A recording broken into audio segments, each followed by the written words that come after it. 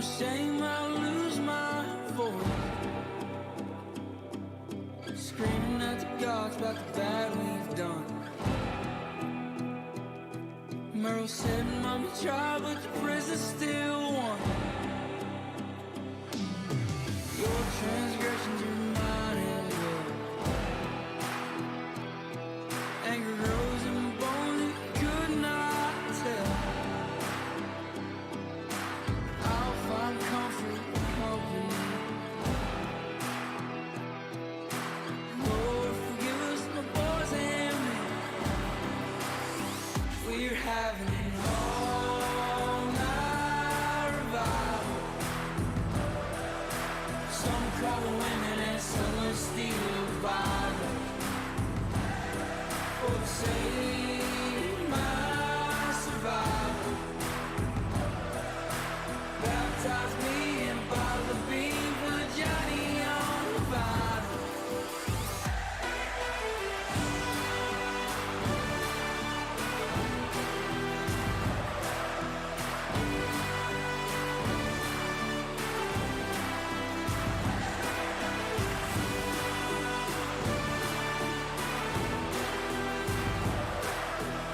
Baptize me in a bottle of beans for Johnny on the Bible. We're having an all-night revival. Some call the women and some will steal the Bible. For the sake of my survival,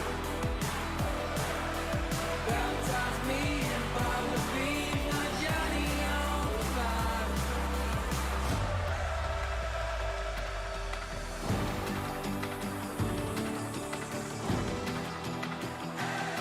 Well, the devil can scrap, but the Lord has won. And I'll talk to him under rising sun. His sun rose and mine did too. I was coming down, but now I'm talking to you.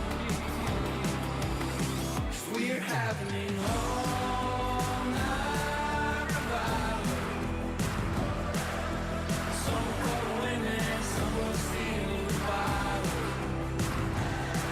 For the sake of my survival,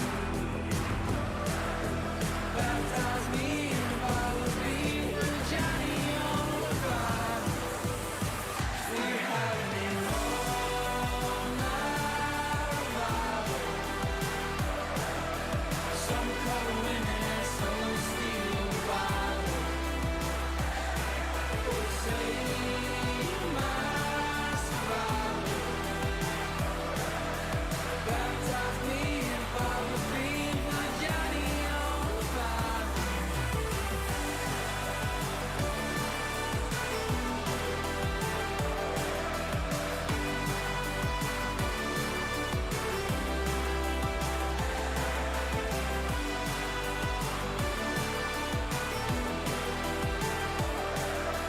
Baptize me in a bottle of beans for Johnny on the Bible.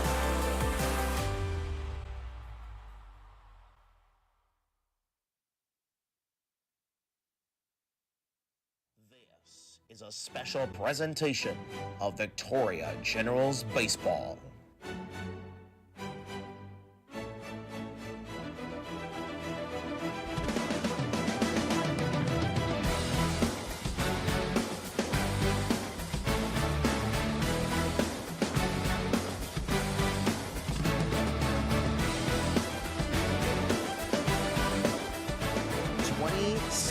Outs. That's what remains between the two most successful franchises in TCL history, as the red and blue from the Crossroads and the baby blue and gold from Bryan College Station understand the simple goal tonight: win, and they're in.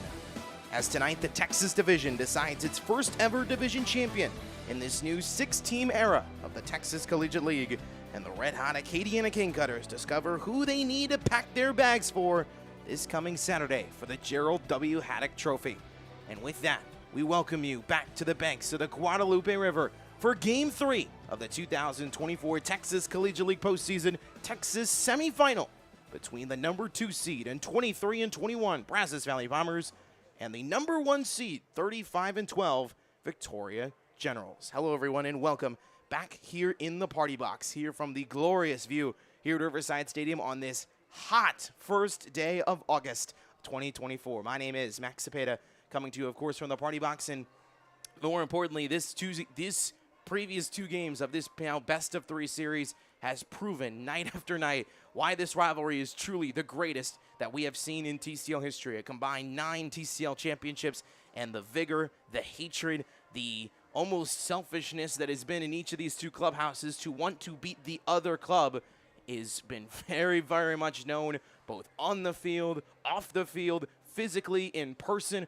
online, in social media, and every other corner of the place of this Lone Star State. It has been very clear that the Generals and Bombers do not like each other. They do not want to see each other succeed, and they know that only one of them can face the Acadiana King Cutters on Saturday for the TCL Championship. Let's break it down for those of you who may just be joining us for the first time. Maybe if you're an Acadiana King Cutter fan who's watching us for the first time, let's break down how we got here. We'll start with the Texas Collegiate League standings. This is what the final standings were after the regular season. Obviously, the gap between the Victoria Generals and every other team in the league was well known. 10.5 games separated them and every other team in the league. We obviously were aware of the Baton Rouge Rougarous still being the best team in the Louisiana division, having their first above 500 season in franchise history, but the Generals still came into this postseason as heavy favorites. However, the moment that this series began, everything flipped upside down. Of course, we all remember what happened Tuesday night with Bryson Walker's unbelievable performance to cap off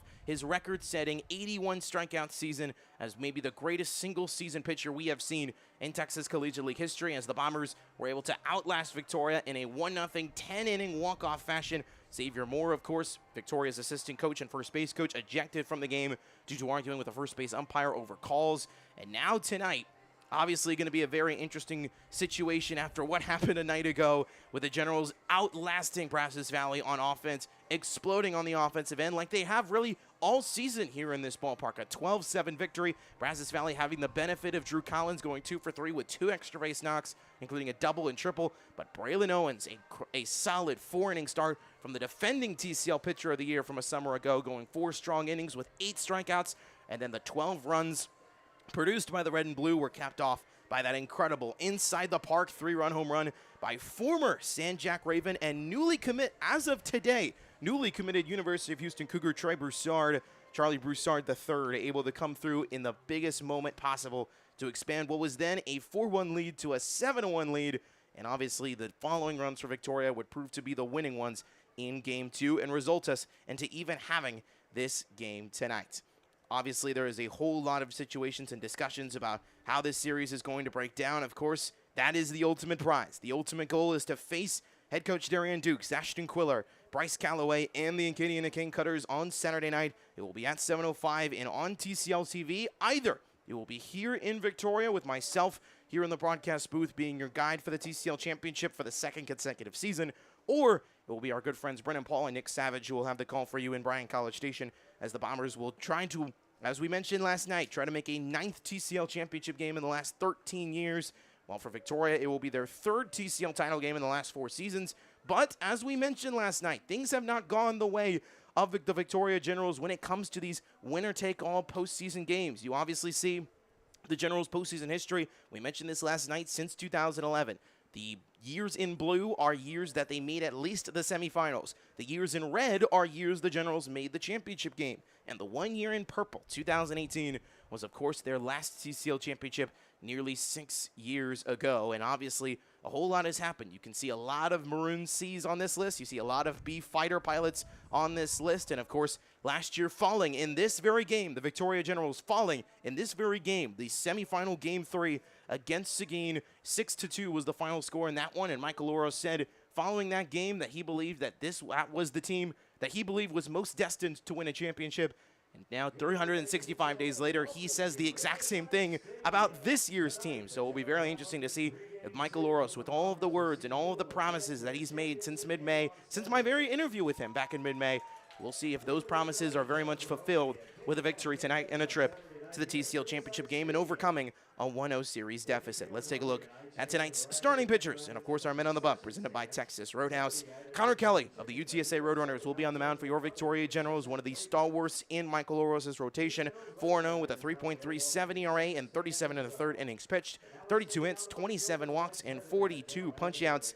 Kelly, though, back on the mound for the first time since last Friday, and more importantly, facing the Brazos Valley Bombers for the second time in a week after having what was more likely than not a not-so-great outing the last time he went on the mound. 5 innings, 3 hits, 5 innings, 5 hits, 3 earned runs, 6 walks, and 7 strikeouts in first 5 innings of play against Brazos Valley. It was a 10-5 win, but as you may remember, Brazos Valley was leading that game 5-4 going into the 8th, and it forced Victoria to score 6 runs in the top of the 8th inning to win that game. And it was game 2 of the 4-game weekend series that ended the regular season between these two. And then on the other side, Cole Rodriguez, the Henderson State Ready, who announced his recent transfer to Henderson State for his senior season. Rodriguez has had a very up and down collegiate career. We mentioned the last time we were on the air with my good friend Brendan Paul that Rodriguez has only pitched twice in the last 2 seasons in a competitive form due to injuries and due to both injuries and to transfers. And this is obviously Henderson State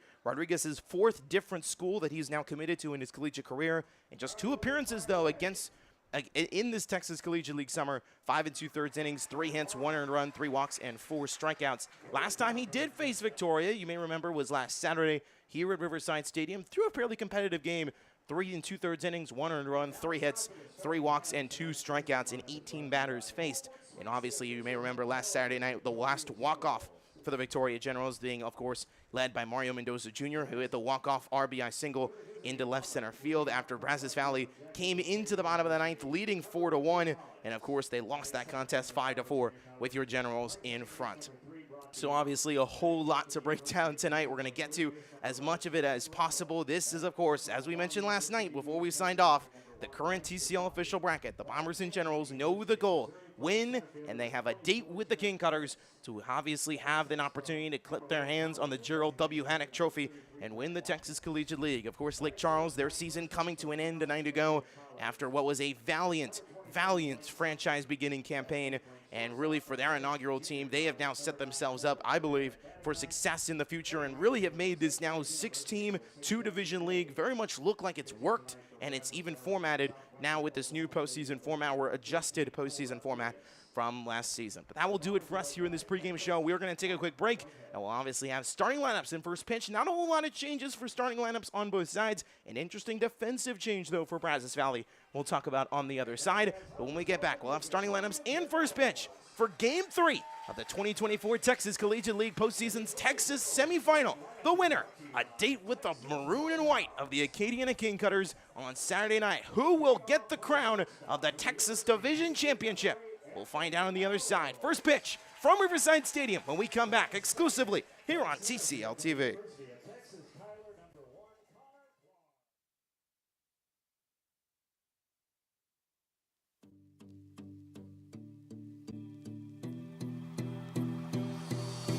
Gather around this table, boys.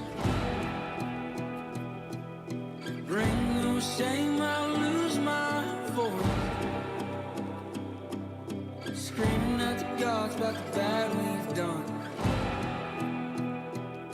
Merle said, Mama tried, but the prison still won. Your transgressions are mine as well. Anger grows in bones that you could not tell. I'll find comfort and hope in you. Lord, forgive us, my boys and men. We're having an all-night revival. Some call the women and some will steal the Bible. Oh, save my survival. Baptize me in a bottle of bean for Johnny on the vinyl.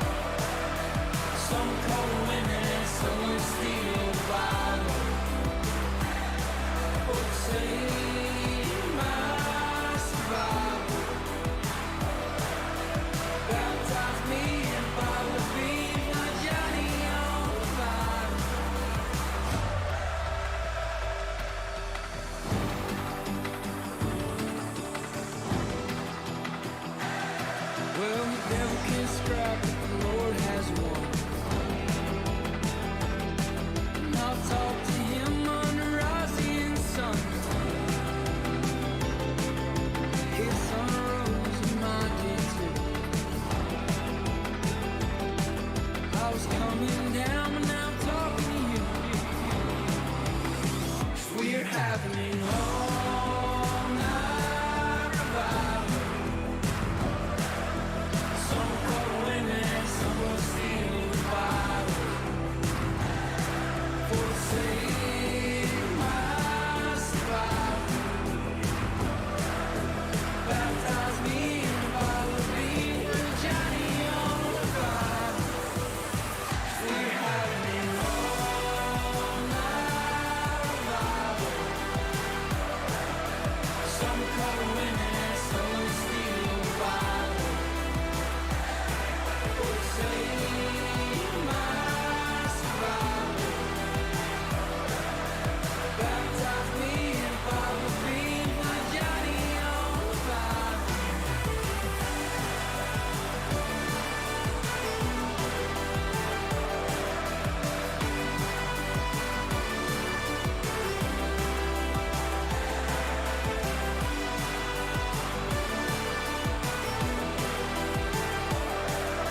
Baptize me in the bottle of beer for Johnny on the fire.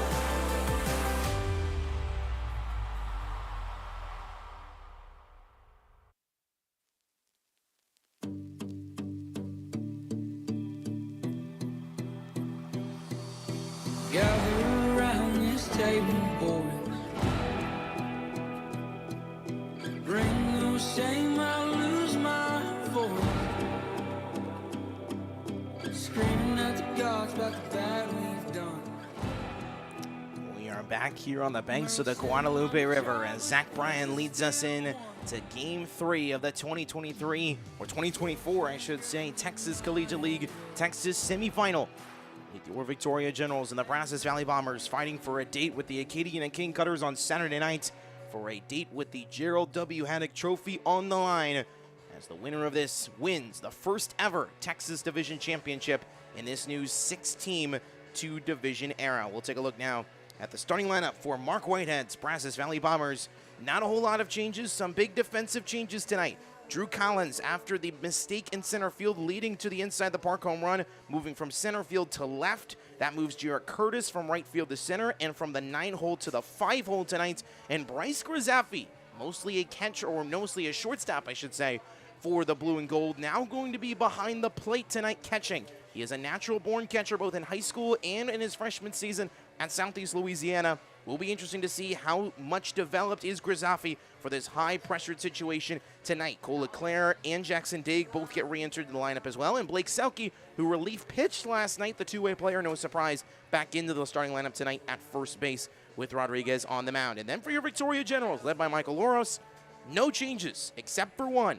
Mark Henning out of tonight's game and replaced by Jacob Sanchez. Dylan Flores remains behind the dish for Michael Loros, and of course Connor Kelly we mentioned on the mound, but 1 through 6 remains the same, and then 8 and 9 remain the same with Flores and Broussard rounding things off. So not a whole lot of changes for the red and blue with Connor Kelly on the mound, but we are just about set to go for this all-important game. It is the penultimate day of the Texas Collegiate League regular season, and we are just about set and ready to find out who are the maroon and white going to face on Saturday night. If you are with the Acadian and the Acadian and King Cutters organization and you're watching tonight, be ready.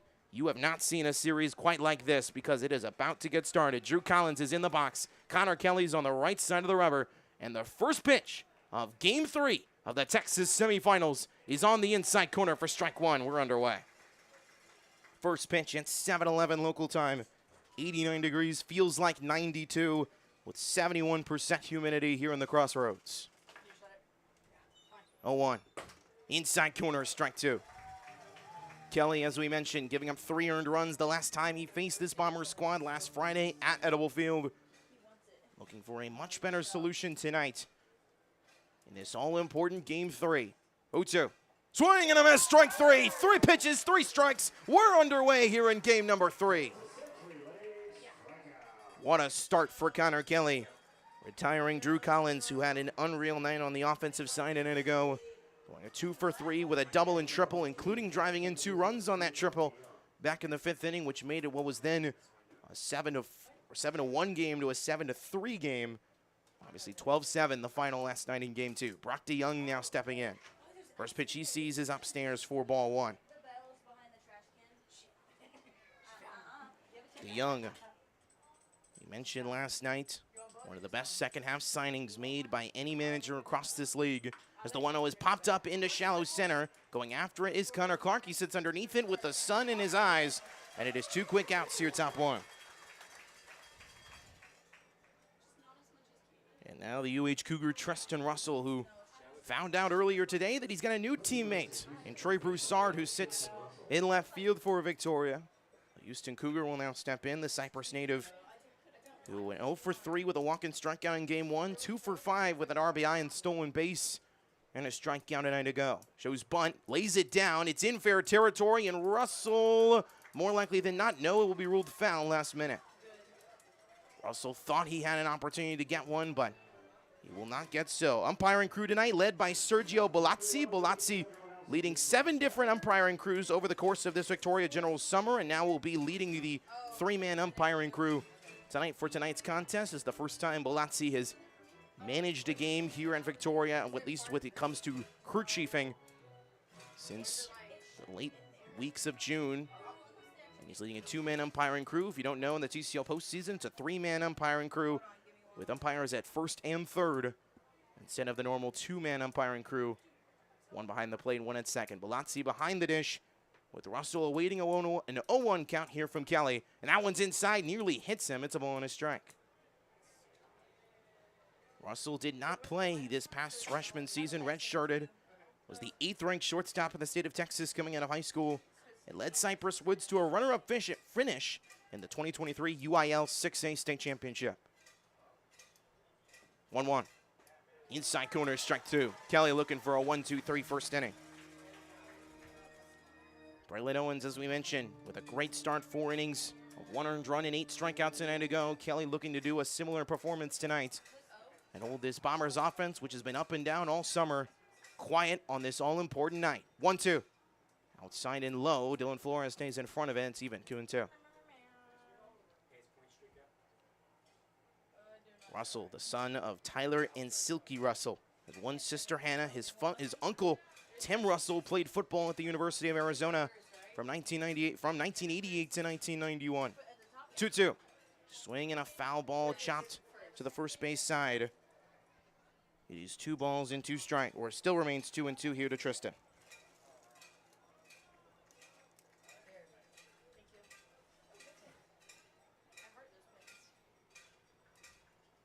Kelly still remains on that right side of the rubber. Wind blowing in. The 2-2. Inside and low. 3 balls and 2 strikes. Kelly trying to make him chase on the inside fastball. Mark Whitehead taking over the Bombers head coaching job on July 19th for Brian Nelson, who became the new head coach at the University of Oakland. Whitehead trying to lead this Bombers group with another chapter in their decade-plus dynasty. The payoff. Inside ball 4. Kelly miscommunicating on those inside fastballs. And will lead to the first base runner of the night with 2 gone here, top 1. And now Bryce Grizzaffi, who's been a stalwart shortstop for much of the season, now behind the plate tonight. He caught for a few games early this summer. And as we mentioned, was a catcher for a long time in his freshman season at Southeast Louisiana University. The Lions. First pitch, there goes Russell, there goes Flores with the throw, will be close, is in time! Dylan Flores guns down Tristan Russell. And he is retired on the first pitch that Bryce Grizzaffi sees. And it's an unorthodox 1-2-3-ish inning here in the top half of the first in game 3. We go bottom 1. Generals due up on the other side here on TCL TV.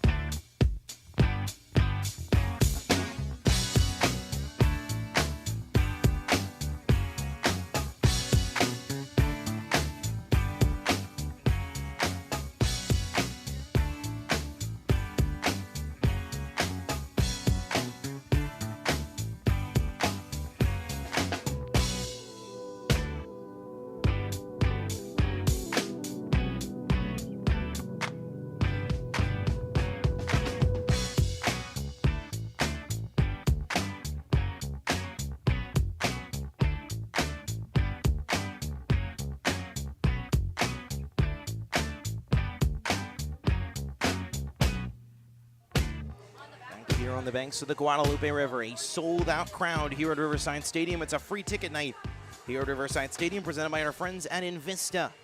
Invista, the official energy provider, as there is Bryson Walker retrieving the warm-up ball, handing it back to Sergio Balazzi as we are just about to begin the bottom of the first inning. As Anthony Avalos will lead things off, no surprise, the UH Cougar infielder who has been a stalwart for your Victoria Generals all summer long, and will look to be the lead goer and the lead man for this offense tonight. As we mentioned, only one change in the starting lineup, as we showed you earlier, with Jacob Sanchez at first base replacing Mark Henning. No surprises there, with Sanchez the one first baseman to Henning being the backup first baseman, but everyone else from last night in their exact same positions. Cole Rodriguez ready to throw his first pitch on that right side of the rubber. And that one's upstairs for ball one. Rodriguez, as we mentioned, 3 2/3, gave up a run with 3 walks and 2 strikeouts and 18 batters faced last Saturday in this ballpark, a game that the Generals walked off with 4 runs in the bottom of the 9th, down 3. As that one's low, 2 balls and no strikes to Avalos. Anthony in this series, 1 for 4 with 3 strikeouts on game 1. Last night, 0 for 4 with 2 runs scored, a stolen base, and a walk. Outside corner, strike 1.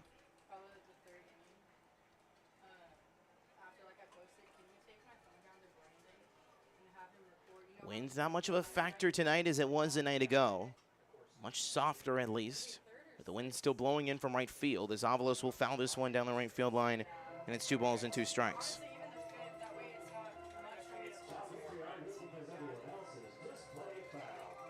Just saying that the energy in this ballpark is palpable is understating it. The amount of fans who care about this league and these two teams. The 2-2 way outside, 3 balls and 2 strikes. Slider away from Rodriguez. Rodriguez's history has been all over the place. From National Park College to Toledo to Hot Springs. As that one hits the outside corner for strike 3. Avalos retired on the outside breaking ball. And it's one quick out here, bottom 1. Now Connor Clark will step in. The UT Tyler Male Athlete of the Year across all sports for his contributions both on and off the field, on the diamond and in the classroom. Outside corner, strike 1 to the center fielder. Clark, the Sherman, Texas native, 68 miles north of Dallas, batted .189, 10 for 53 in the regular season. That one's lined into center field, will drop for a base hit. Clark able to come through with a 1-out base runner here and collecting just his 2nd hit of the postseason after going 1 for 3 in last night's victory, 0 for 4 with 3 strikeouts in game 1. And now the former UH Cougar and Austin Peay Governor, Cameron Nickens, will now step in. Nickens, who entered or finished the regular season number 6 in the league in batting average at .307, 1 for 4 in game 1, 1 for 5 with a single run scored, and 2 strikeouts in and to go, 2 for 9 in total this postseason. First pitch from Rodriguez. Outside and low, ball and no strikes. Whole lot has been discussed about the umpires throughout this 2-game series, and it will be fairly interesting to see if Balazzi, who has called games at Riverside Stadium this summer, how fairly he will call this one with the high stakes at hand, as that one's popped in the foul territory. There's a ball and a strike here to the Austin Peay Governor. Nickens announcing his transferring nearly 2.5 weeks ago. The Magnolia native had a 7-game hitting streak to end the regular season, so technically regular and post combined, his hitting streak sits at 9. It was 21 for 65 in the month of July, 18 of his 22 runs driven in coming in that month. He also finished the TCL home run leader with 4. 1-1 from Rodriguez. Low and below the knees, 2 balls and a strike.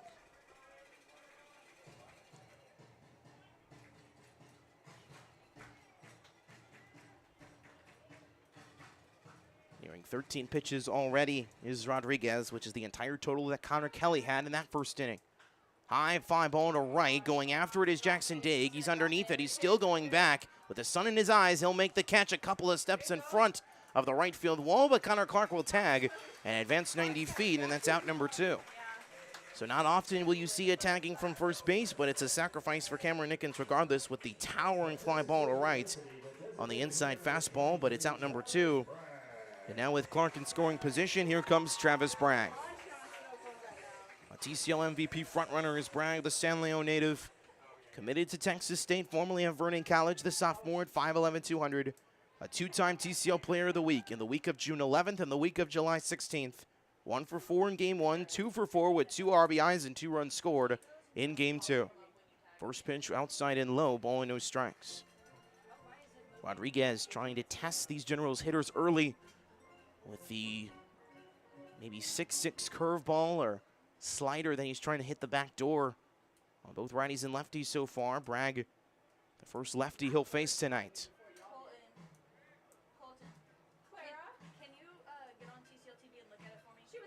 1-0 is the count.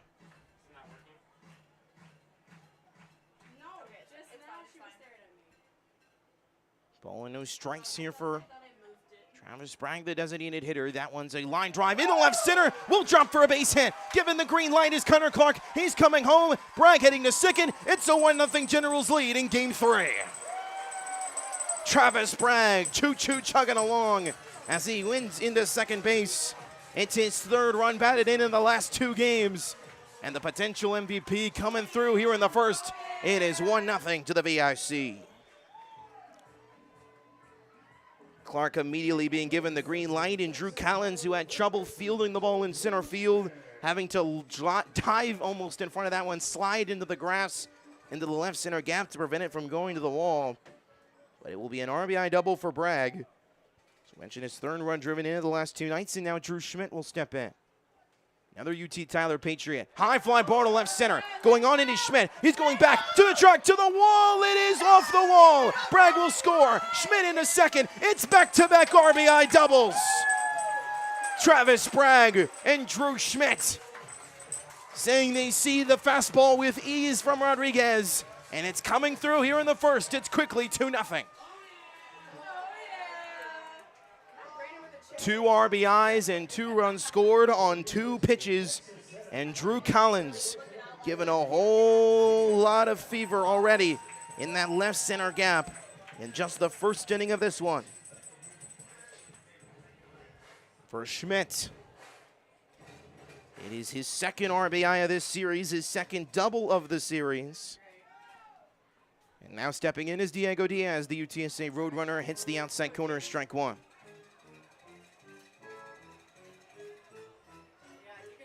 What an offensive start for the best complete offense in the entire TCL, and doing so against the inexperienced Rodriguez, facing this club for a 2nd time in the last 5 nights, as that one is just low and outside, ball and a strike.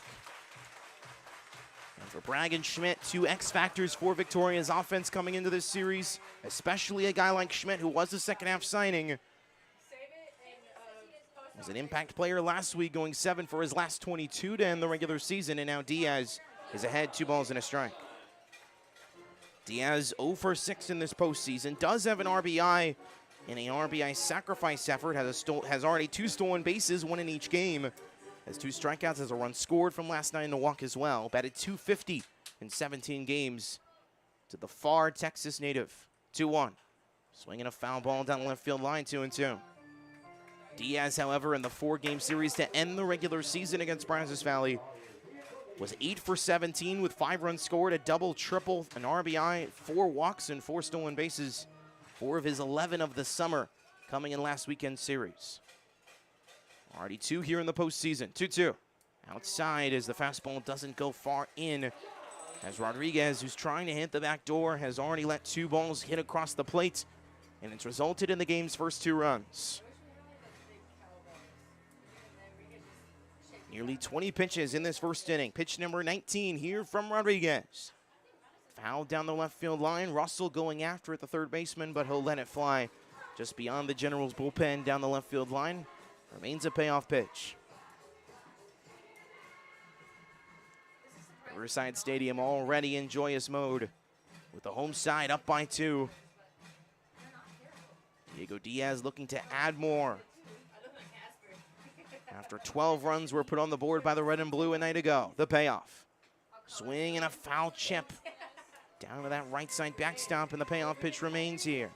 Now more than 20 pitches in this first inning for Rodriguez. Both Travis Bragg and Drew Schmidt, both lefties, both hitting to the opposite field. One lefty, one righty, both hitting into that left center gap. One pulling and one pushing.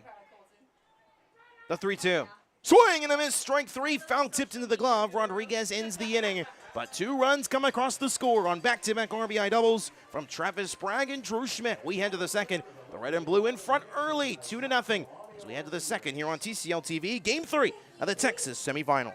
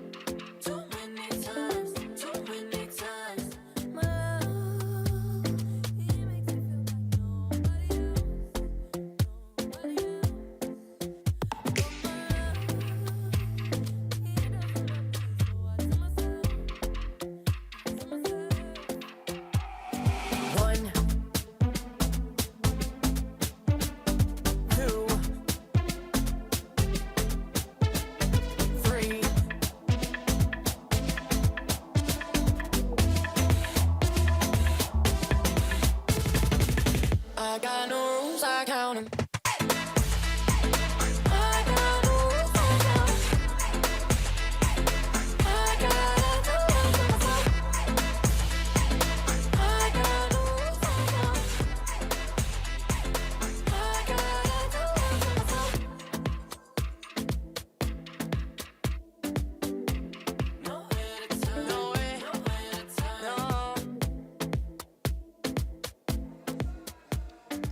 On the banks of the Guadalupe River, the Victoria Generals with an early 2-0 lead. As we start the second inning, 4-5-6 will be due up. Bryce Grizzaffi was at the plate for Brazos Valley when the top of the first ended, but a caught stealing from Dylan Flores behind the plate, just his second caught stealing of the summer. Gunned down Tristan Russell, who was at first base on a 2-out walk. And that ended the top first prematurely. So now Grizzaffi will step back in. It'll be 4-5-6 middle of the order to face Kelly. First pitch at the knees for strike one. They have been told by rumors that the Victoria Generals have already decided who their starter is going to be for Saturday night's championship game if they get there. As that one's way outside, a ball and a strike. They have not decided, at least, or have not announced that formally decision just yet.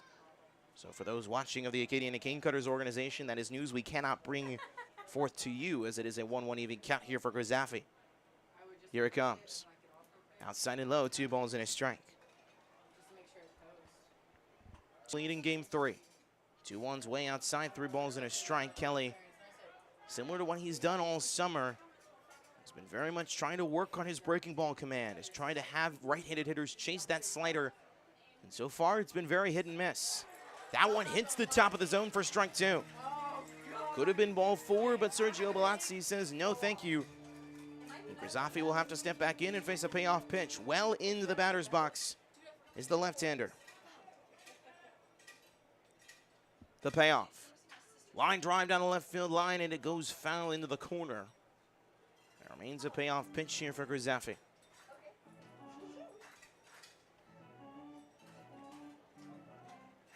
Morgan City, Louisiana native, out of Lamar, formerly at Southeast Louisiana, as we mentioned, 5'11", the 170, the redshirt freshman.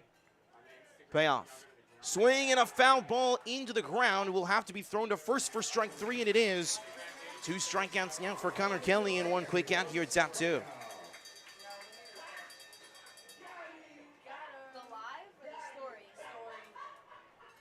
So it is 1 quick gone on the drop third strike, but it is quickly corralled and headed over to first. And out Jarrett Curtis, the Missouri Tiger, who was in the 9-hole each of the last 2 nights for Brazos Valley, now moving up to the 5-hole tonight.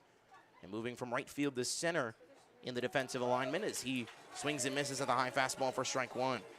Curtis, the Cypress native, the sophomore, standing at 6 feet 170, In 6 games in the regular season, was 4 for 22 combined, 2 for 6 in this postseason, with a double, 2 runs scored, and an RBI.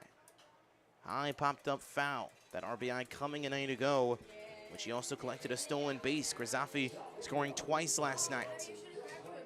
Now sits behind 0-2. The big man, Grant Watkins, at designated hitter, sits on deck. Kelly still on that right center side of the rubber. Here's 0-2.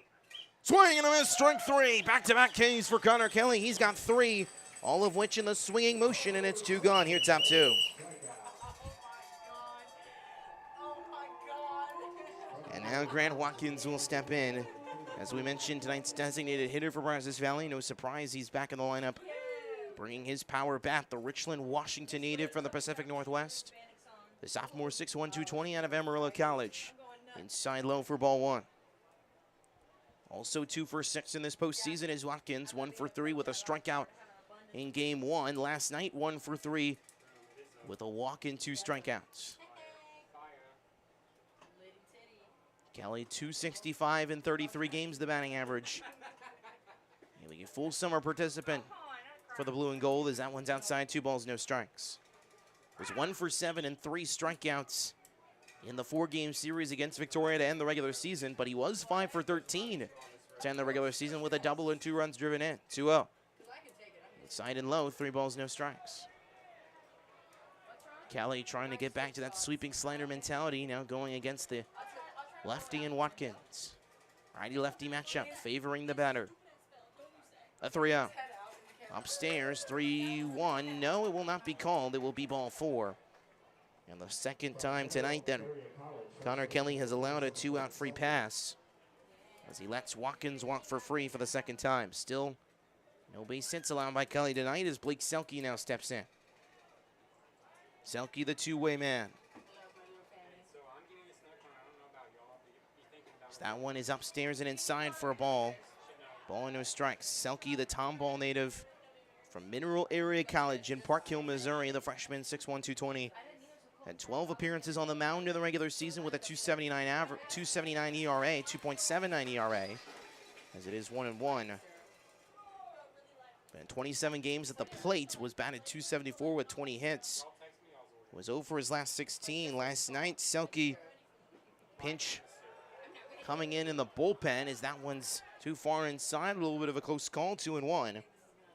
Selke throwing 2 1/3 innings last night with 1 hit, no earned runs, 1 walk and a strikeout, and 31 pitches thrown for the Mineral Area College lefty. The 2-1. Fouled back to the screen. I would have been ready to make that catch, but it is 2 balls and 2 strikes. And Kelly looking to shut the door here in the second, a strike away. Grant Watkins sitting at first base, the designated hitter, on a 2-out walk. The second of the night for Kelly. Roadrunner looking to shut the door here for the red and blue and maintain the 2-0 lead. Selke, the tying run at the plate. The 2-2. Inside ball 3. Another sweeping slider there from Connor as he tries to paint it, and it's quickly 3-2. Defensive shift maintains the same for Victoria tonight. Schmidt, Avalos, Diaz, and Sanchez around the horn in the infield. Broussard, Clark, and Nickens left to right in the outfield with Flores behind the dish. Payoff. Runner goes. High fly ball to center. Clark's going after it. He's having to speed after it now, and that one will split the gap. No, Trey Broussard is the one who comes out of nowhere to make the catch, and the inning is over. Broussard and Clark were both converging on it. Broussard was kind of blocking my vision behind the pole here, but he's able to make the catch leaning in the left center gap. And that will end us. We're an inning and a half through. Victoria still up front 2-0 and leaving a runner on here in the second here on TCL TV.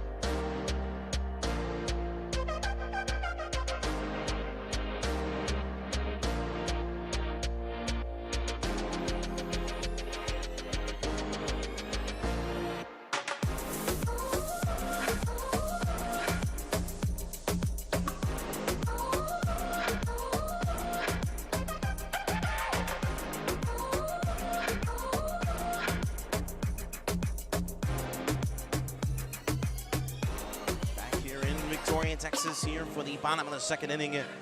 2-0 lead still for your Victoria Generals. This is the Generals postseason history. If you're wondering what some of these extra logos are, 2012 Victoria lost a TCL championship game to the East Texas Pump Jacks. In 2018, winning a semifinal against the Texarkana Twins. And in 2021, losing the TCL championship by 5 runs to the then one of the best teams in single season history in the TCL, the San Antonio Flying Chanclas.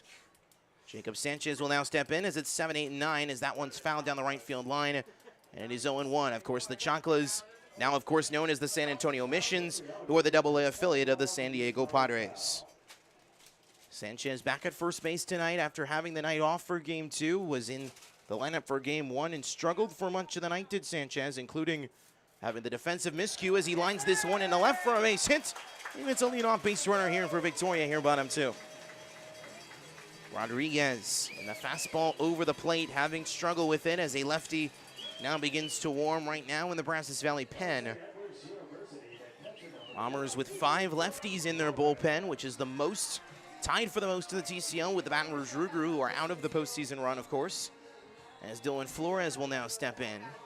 And behind the dish, of course, the Lewisville, Texas native from St. Edward's University, the Hilltoppers, the Catholic University in Austin, and the Lone Star College, in the Lone Star Conference, I should say. First pitch to Flores, breaking ball on the outside corner for strike 1. Flores, 3 for 18 in the regular season. All 3 of his hits doubles in just 7 games.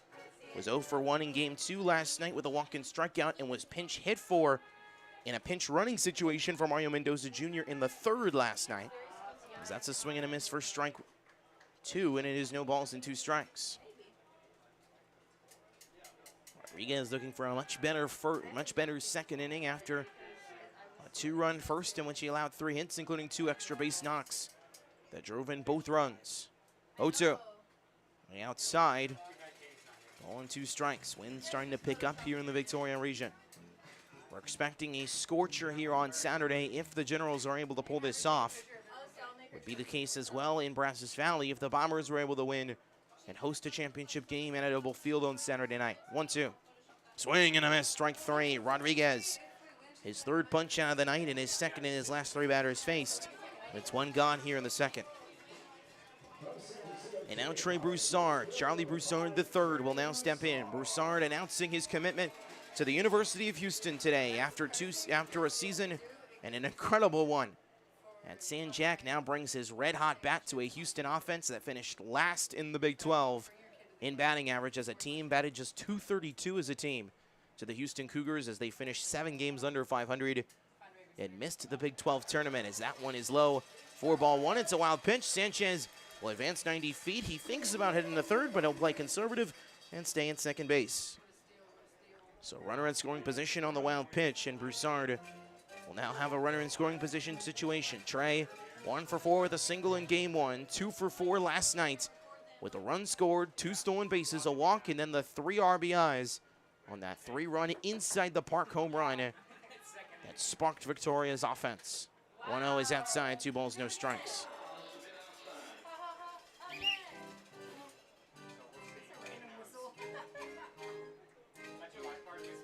Broussard ahead 2-0 with the top of the order and Anthony Avalos sitting on deck. Generals looking to tack on to their 2-0 lead with only 1 out. Fouls this one back to the screen, does Broussard. Gets just underneath the high fastball. And whoever wins this game is going to have a really hot offense they're going to have to deal with in the Cane Cutters. They had a great pitching performance a night ago in their 2-0 victory over Lake Charles. And then had to put on 8 runs just to come back from behind by 2 in the bottom of the 8th to defeat Lake Charles in Game 1 in front of the home faithful. They will be on the road regardless of who wins tonight. The 2-1. Upstairs, 3 balls and a strike.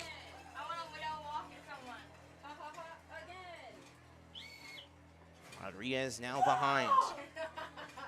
The Henderson State commit with the Reddies, a college that is just south of Hot Springs, Arkansas, is where he will be next spring for his final season. The 3-1. Swing and a miss, strike 2. Broussard chasing the high fastball. And now he reaches 33 pitches, does Rodriguez. That's the same amount that Connor Kelly has in 2 innings so far. Rodriguez remaining behind. Could be looking at 45 to 50 pitches nearing the end of this inning. Could be less if he finishes the deal. Payoff. Line drive and a right, going after it is Dig. He's still going back, he's at the track, he's at the wall. It's gone! Trey Broussard again coming through! The Houston Cougar commit announcing his transfer today. Once again coming through for the red and blue, it's 4-0. One of the greatest last-minute signings in the history of the TCL comes through again. Charlie Broussard III. His father and grandfather, both former players. Baseball in his blood. And again, sending that one to Riverside Street. As it is a 4-0 lead, and Mark Whitehead will take the ball from Cole Rodriguez. New man on the mound, a southpaw. When we come back, Victoria with a commanding 4-0 lead here in the second with Trey Broussard again coming through. The quiet man speaking out loud and talking with his bat. 4-0 when we come back on TCL TV.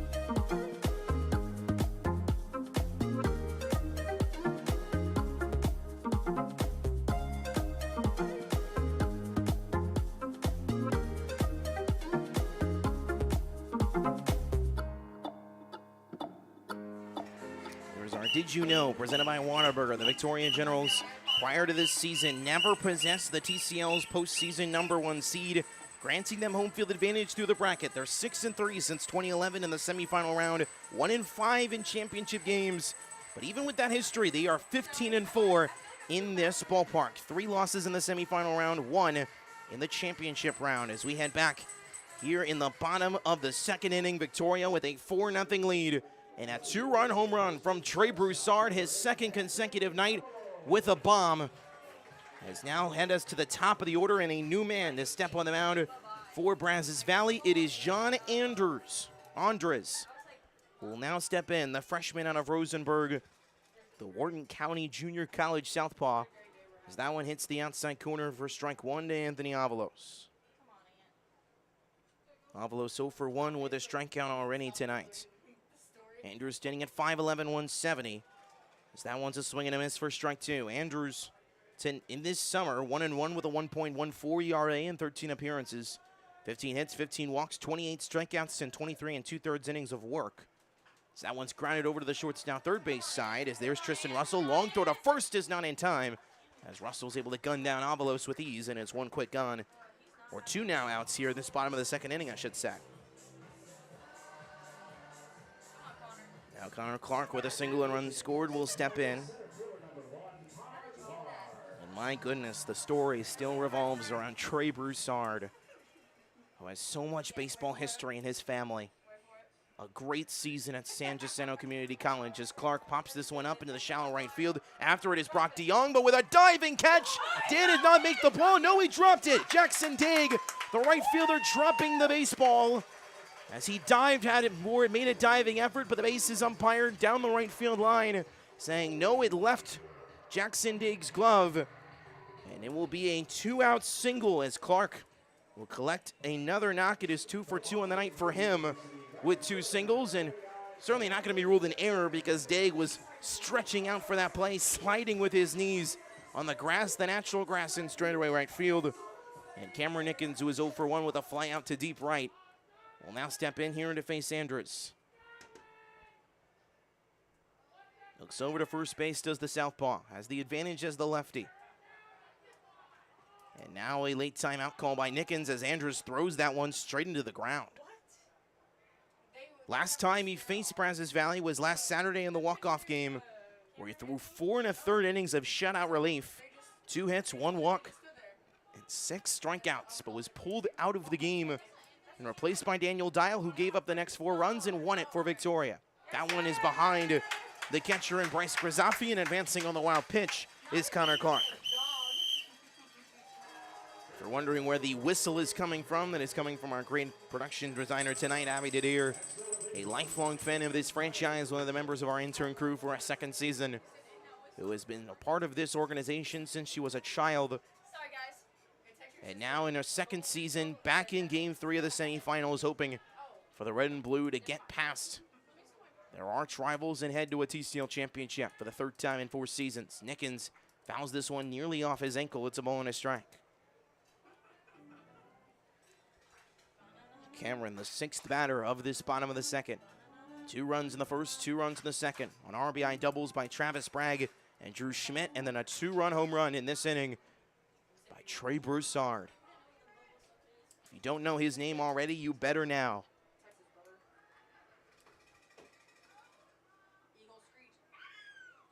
Andrews awaits his 1-1 to Nickens. Here it comes. There goes Clark. Will be a close play at 3rd, and it's not in time. The speedy Clark once again proving his speed there as it was a close play. Great throw by Grazafi, but not in time as Clark able to rack up his stolen base counter. Connor, his first of the postseason and his 12th of the summer. 2-1 the count now with Cameron, and another insurance run sitting 90 feet away. Grounded into left field, that will get through for a base hit. RBI single for Cameron Nickens as he drives in Connor Clark, and the lead grows. It is 5-0 here in Game 3. For Cameron Nickens, it is his first run driven in of the postseason. As he is 1 for 2 tonight, he has had at least a single in all 3 games. Was 1 for 4 in Game 1, 1 for 5 with 2 strikeouts last night, and now collects his first RBI. And Travis Bragg, who already has an RBI double on his ledger when a run scored, will now step in here with still 2 gone here, bottom 2.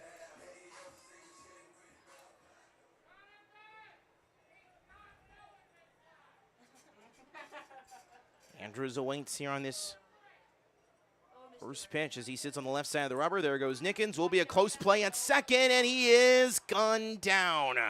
Nickens gunned down on an electric throw from Grazafi, the natural shortstop, now catcher tonight, and the inning is over on the caught stealing. But Victoria, 3 more runs here in the bottom of the 2nd on the 2-run bomb by Trey Broussard, and the RBI single from Cameron Nickens. It is 5-0 red and blue. To the 3rd we go on Game 3 of the TCL semifinal in the Texas division on TCL TV.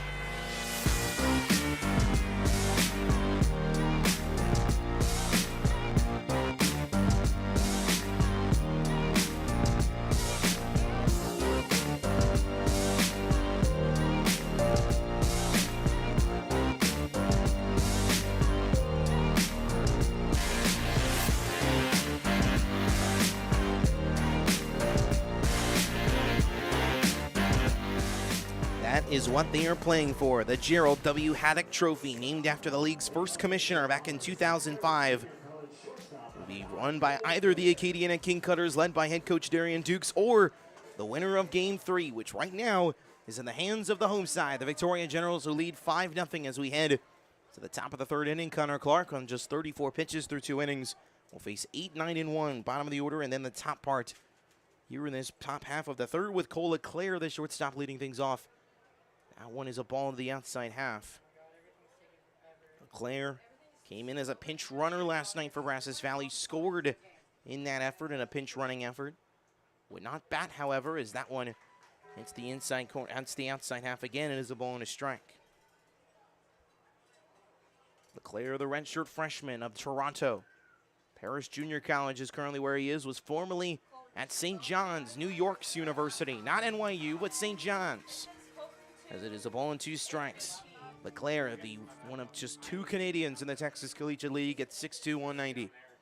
Was 15 games, batted .310, 13 for 42 in the regular season as he flies this one down the left field line. It is quickly remaining still 1-2. Played in the Upper Canada College. Was ranked 3rd at shortstop, and the number Claire, as one sibling, Cameron, chose St. John's because it was relatively close to home, and it was first time comfortable stepping on campus. So that one's inside, 3 balls and 2 strikes.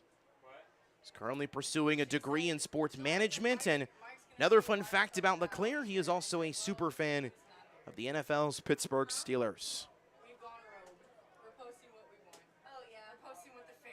The 3-2. Grounded over to the shortstop side. Avalos is there. Should be a routine throw, and it's right into Jacob Sanchez's glove. And it's one quick out here in the top half of the third. First ground out enforced tonight by Kelly.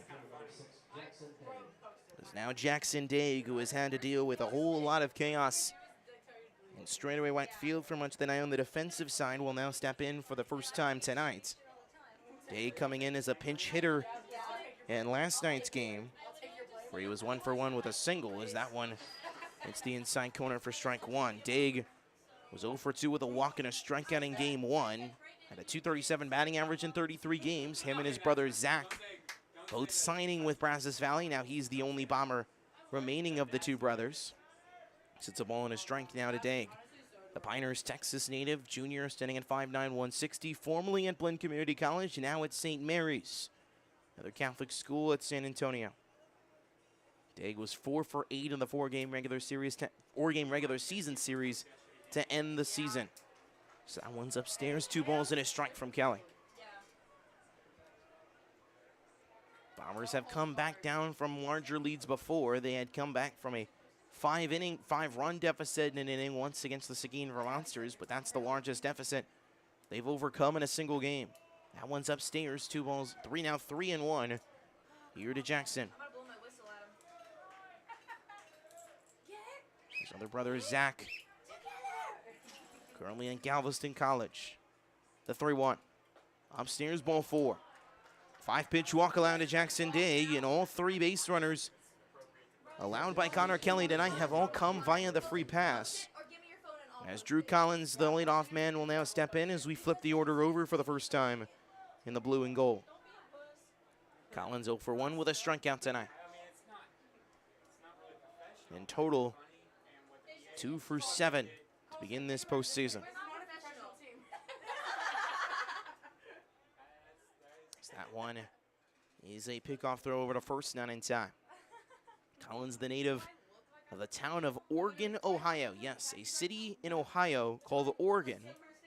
The junior, 6'2", 180, currently at Jacksonville State, the Gamecocks. Outside, ball and no strikes. Flores looking for a chase there. Kelly now with 4 consecutive balls.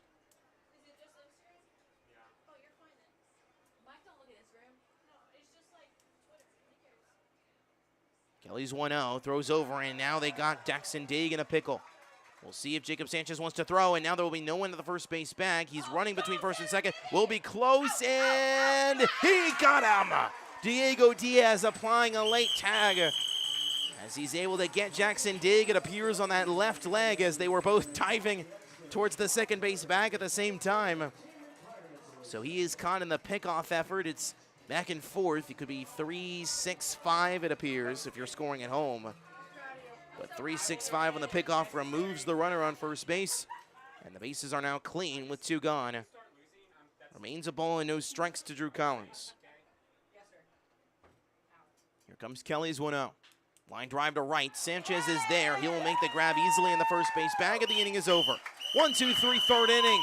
Thanks to help from his defense, allowing Jackson Day to be caught between first and second. And we had bottom 3. Still a 5-0 commanding lead for the Red and Blue on TCL TV in Game 3 of the semifinals.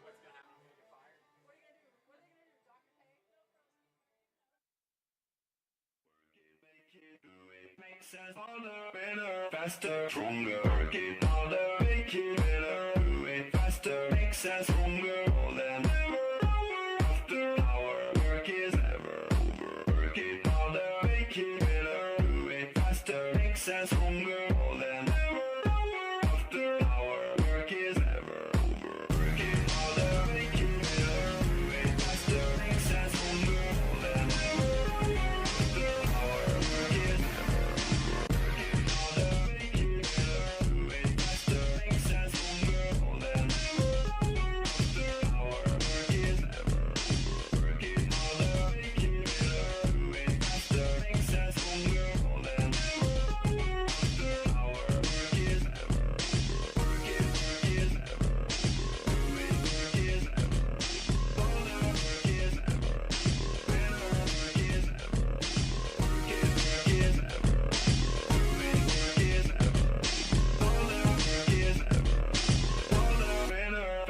stronger.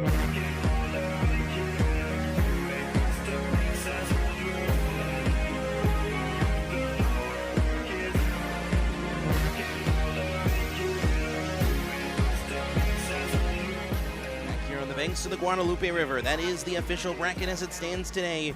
But the Cane Cutters awaiting their opponent. If you're watching us from the Cane Cutters organization, hello. You may be watching us for the very first time. Max Cepeda, the voice of the Victoria Generals, giving you Game 3 of the semifinals, in which, in the Texas side of the bracket, the Victoria Generals, in a series tied 1 game apiece, in which the home team has won each of the first 2. Looks to possibly be aiming towards that way, but we still have a whole lot of baseball left to play. 5-0 Victoria in front with 5 runs on 7 hits in the first 2 innings, including 3 extra base hits that have driven in all 4 runs, 2 RBI doubles, and a 2-run home run.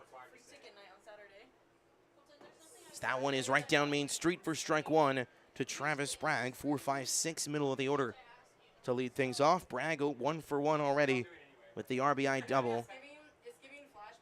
As that is a swing and a miss for strike 2. He was at the plate when Cameron Nickens was caught stealing to end the bottom of the second. So second time tonight we have someone who ended an inning back to lead off a half inning.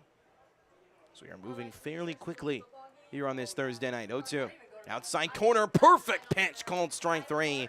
As John Anders strikes out the possible TCL MVP on 3 pitches on the beautiful breaking ball in the back door. Something he's been looking for all night. He finally gets it, and it's 1 gone here at bottom 3. Another person who's 1 for 1 with an RBI double is Drew Schmidt. He now steps back in.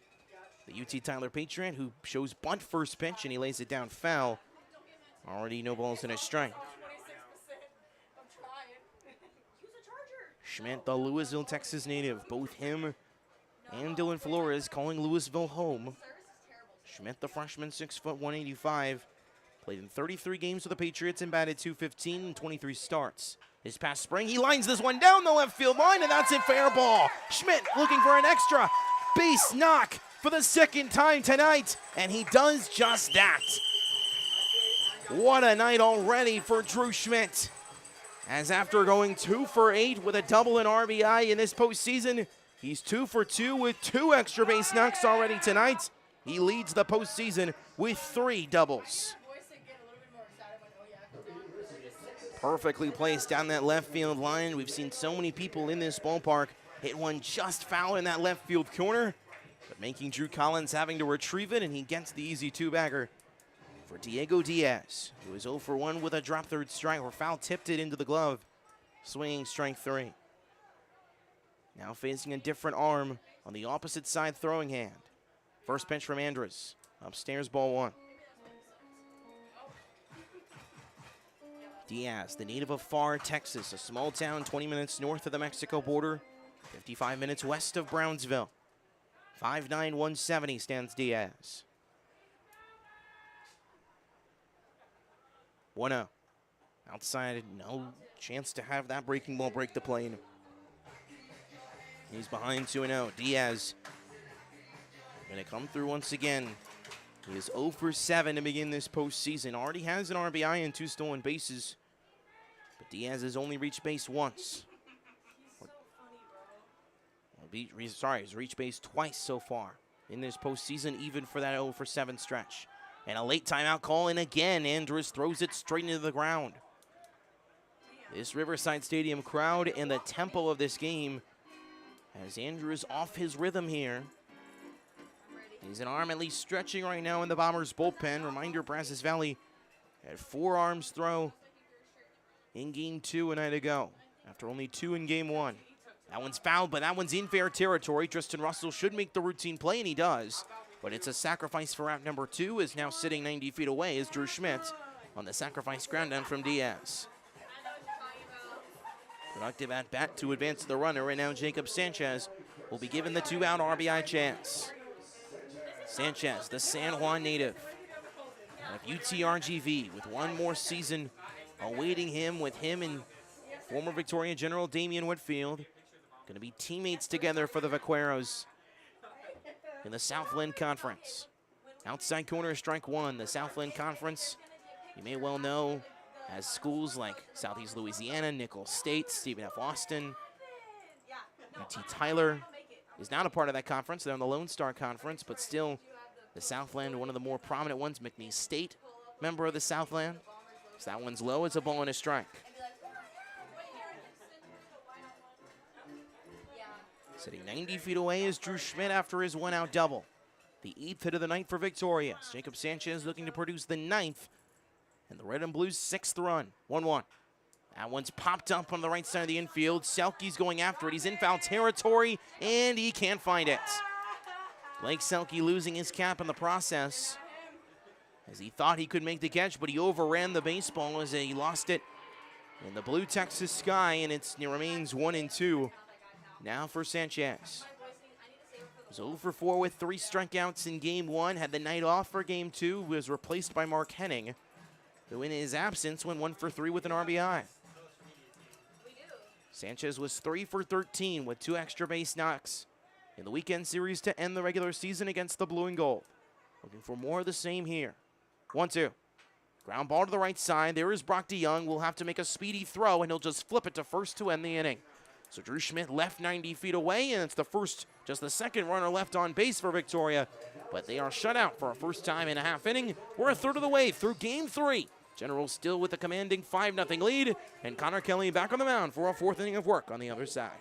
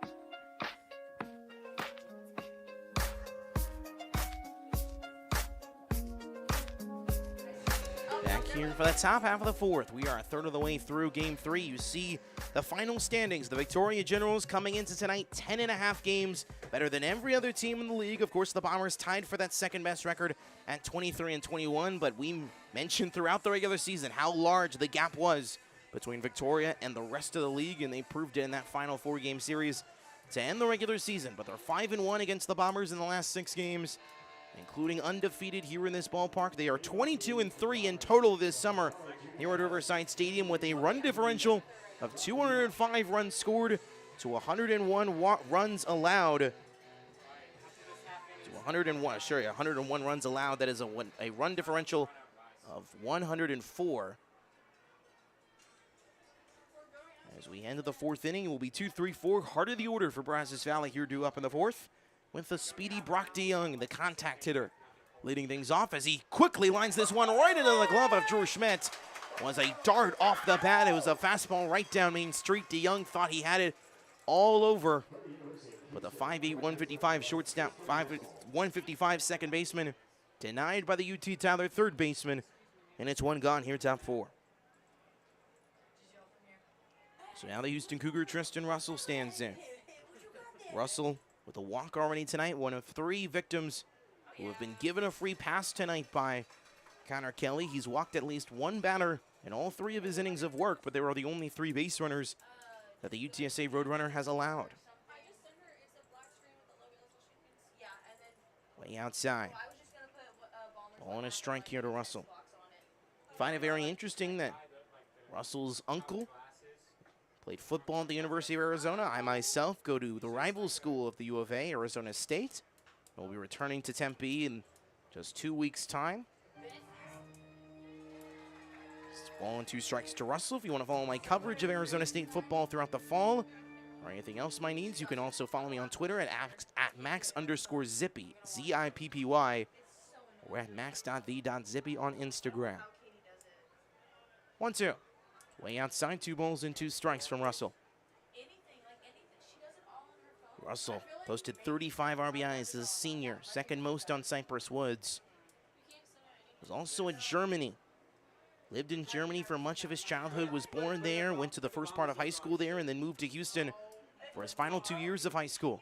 As he grounds this one down the first base line, it's just foul. Hit the white chalk once, and then into the glove of Jacob Sanchez just to the right of the first base bag. So it remains even 2-2. Kelly sitting at 52 pitches through 3 1/3. Innocent Arms still at least stretching in the Bombers' bullpen. Wouldn't be surprised, though, if John Andrews comes back for a second full inning of work. He's only thrown 18 pitches in his 1 2/3 innings of relief. 2-2. Ground ball just off the bend of the bat, foul. And it's an even count, 2 balls and 2 strikes.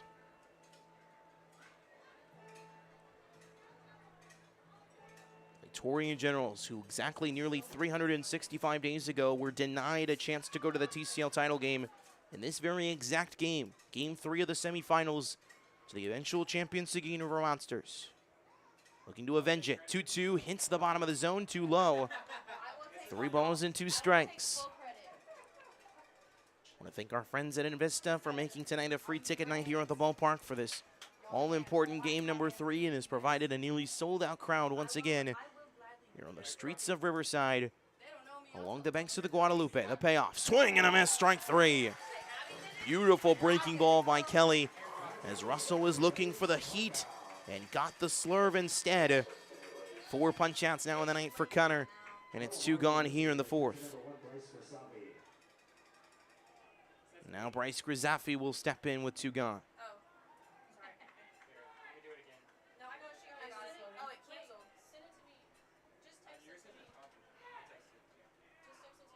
And the first pitch is low and just outside, ball and no strikes here to Grizzaffi, who is 0 for 1 with a drop third strikeout already tonight.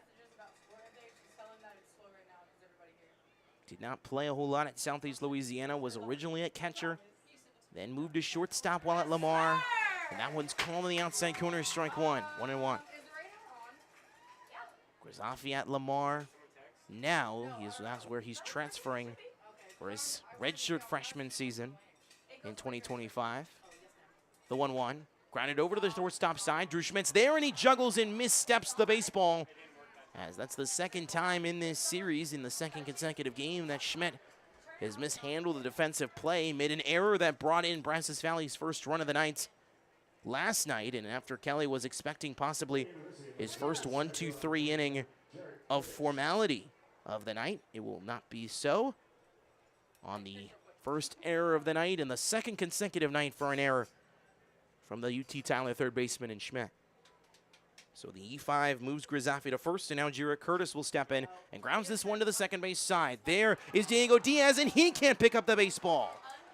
Schmidt and Diaz both mishandling baseballs here in this third inning and giving the Brazos Valley Bomber offense time to develop as they have multiple runners on in the same inning for the first time all night.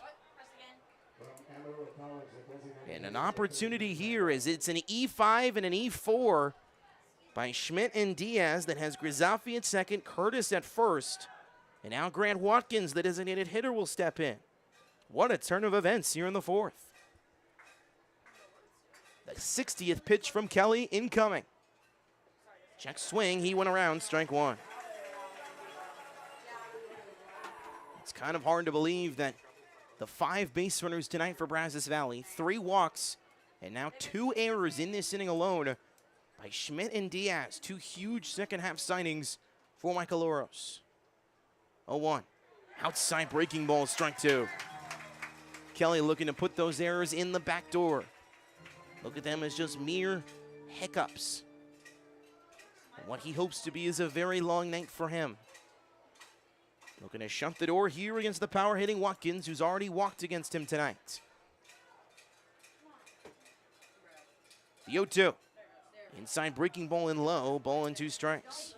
Kelly trying to make Watkins fish for the breaking ball in the inside half. And the righty-lefty matchup.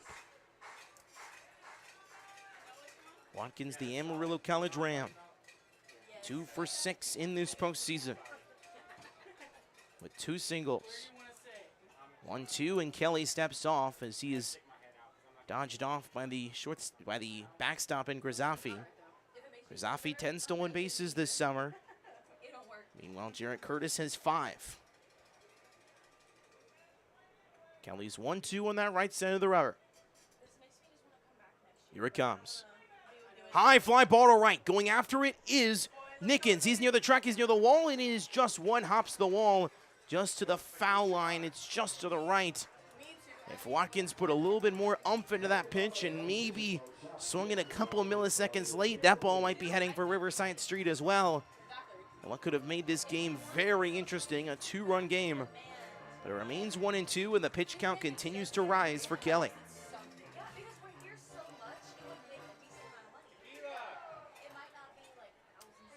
Kelly awaits his 1-2, looking to shut the door after 2 infield errors by his third and second baseman. 1-2. Inside corner, still too low. 2 balls and 2 strikes. Connor looking for the slider to shut him out and not use the fastball, but it's failed each of these last 2 times. It's 2-2.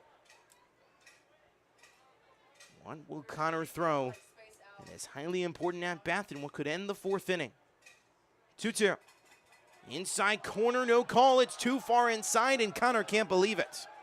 He walks entirely off the mound, and now will have to step back on, and it's 0-2 to 3-2 here for Watkins. A possible 1-2-3 inning has turned into a Bombers offensive development thanks to 2 infield errors, and now a full count to the big man in Watkins, who has 20 RBIs this summer, tied for 9th in the league in the category. Kelly steps off again. The right-hander out of UTSA has been going on and off when it comes to his rhythm, but now is out of it right now.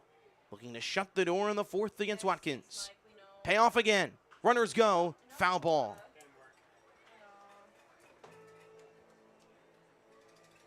A tense moment for the blue and gold, who have often had an offensive roller coaster, especially in the month of July with their second-half signings.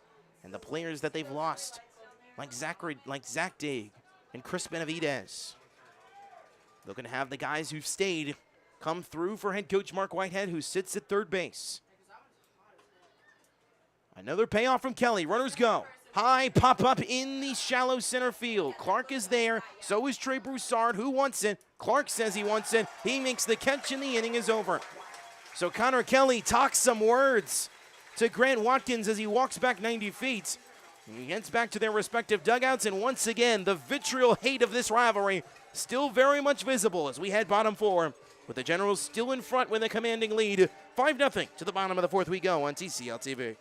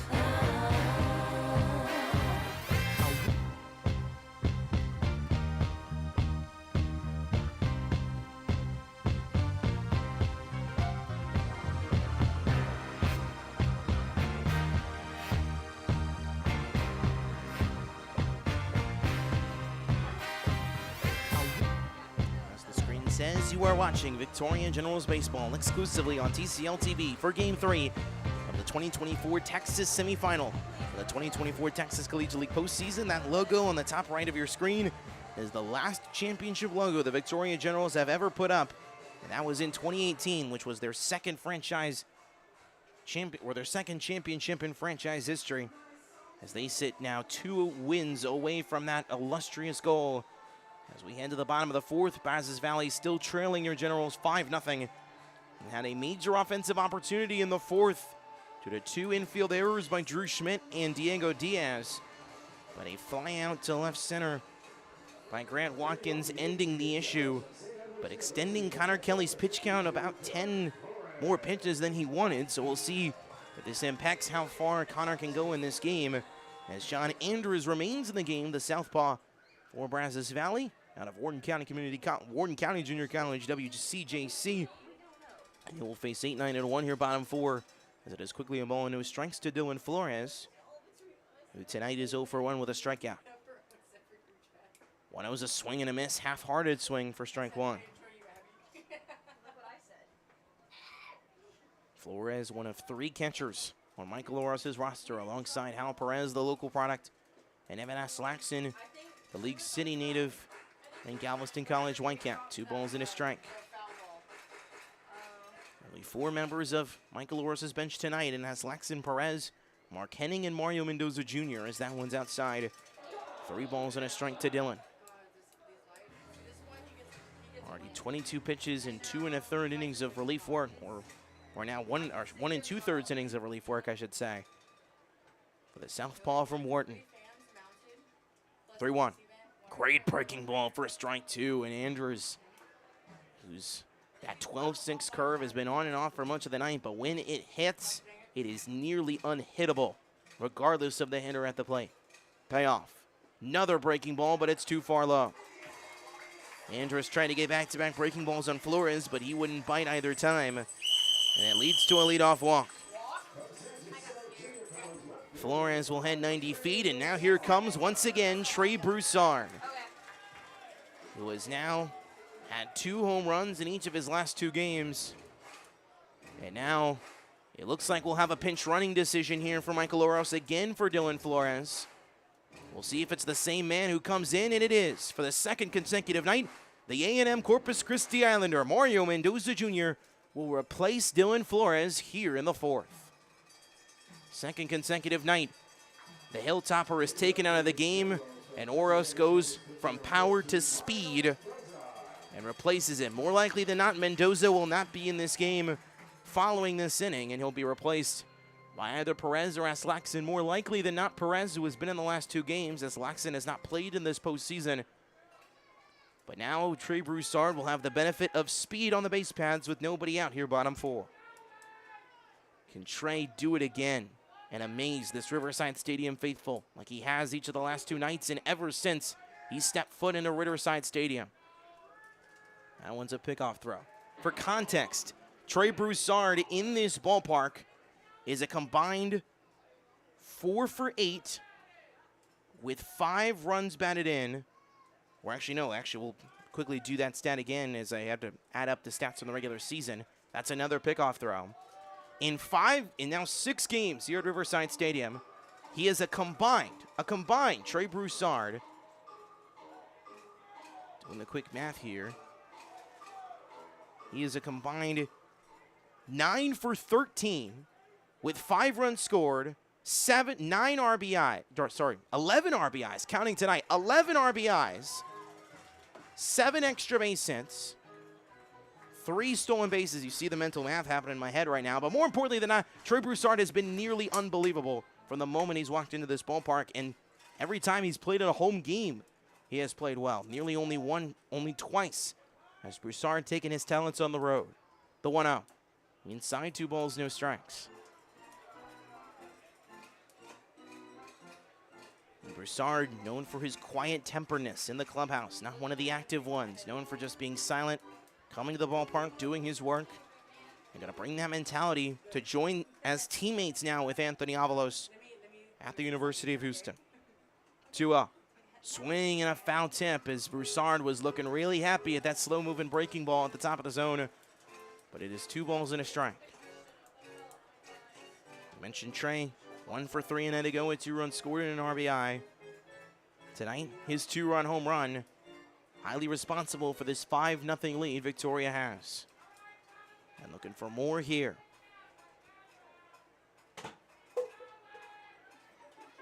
A 2-1 from Anders, and now Avalos, and now Mario Mendoza Jr. will be caught in a pickle and will be easily tagged out at second base. Mario didn't even stop between the 2 bases. He just kept running, unaware of the pickoff move by Andrews, and it succeeds. It is a caught stealing on the part of Mario Mendoza Jr. is the 3rd caught stealing by either side tonight. And that will more likely be the end of the night for Mario as the bases are now clear with 1 away.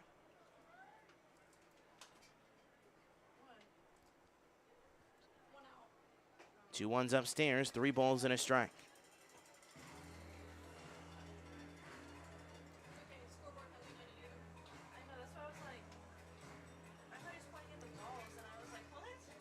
Broussard in front here in the count, but doesn't have the benefit of the runner on to drive in. 3-1. Too far inside and a payoff pitch awaits. Taking his time here against Andres. Righty warming in the Brazos Valley bullpen. No surprise, the Victoria bullpen remains quiet. The 30th pitch in this relief outing for Andres awaits. Here it comes. Ground ball up the middle will hit the mound, bouncing over to Brock DeYoung. Quick throw to first is in time. And Broussard is retired, and it is 2 quick outs. Now after 2 batters here in this bottom of the 4th inning. On the 4-3 ground out from Broussard, and now we head back to the top of the order for Anthony Avalos, who is 0 for 2 tonight with a strikeout and ground out. Ant-Man coming into tonight with a 40-game on-base streak. And is 1 for 10 combined, however, in this postseason. His 1 single coming in game 1. 1-0, he's in front. Reached base twice, though.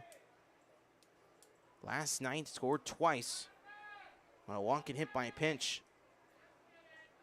Against Brazos Valley pitching a night ago, 1-0. Nearly hits Avalos that time, and it's 2 balls and no strikes. Avalos, the Pearland native, just south of Houston. His parents, Gilbert and Jennifer Avalos. His 2 brothers, Aiden and Andrew. His father, Gilbert, Upstairs, that's 3 balls and no strikes. His father, Gilbert, played 2 years at Alvin Community College and then 5 years in the minor leagues for the Chicago Cubs from 1993 to 1997. Currently majoring in computer engineering technologies. 3-0. Outside ball 4. It's a 4-pitch walk to the Ant-Man. His on-base streak is extended now to 41 games. And Connor Clark will now step in with two gone and a runner on. And now Mark Whitehead will step in, and it looks like he might call his bullpen as he looks over to that right side of the dugout. And it looks like he may be making the motion to pull John Andrews out of this game. A quality outing for Andrews as he is able to allow just 1 run in his 2 innings of relief, or his 2 1/3 innings of relief, and that will do it. Andrews' night is done. We'll talk about the new man on the mound for Brazos Valley, their 3rd different arm, when we come back here on TCL TV.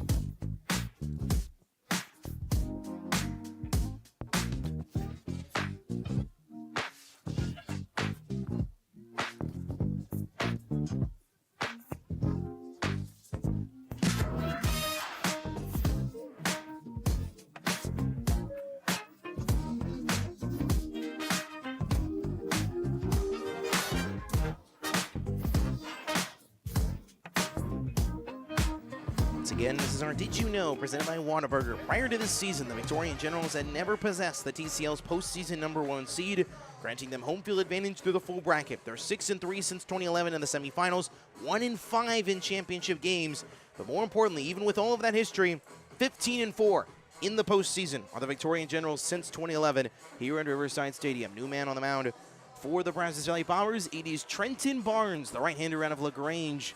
6'2", 215 out of Galveston College, the Whitecap. 1-2 with a 6.26 ERA.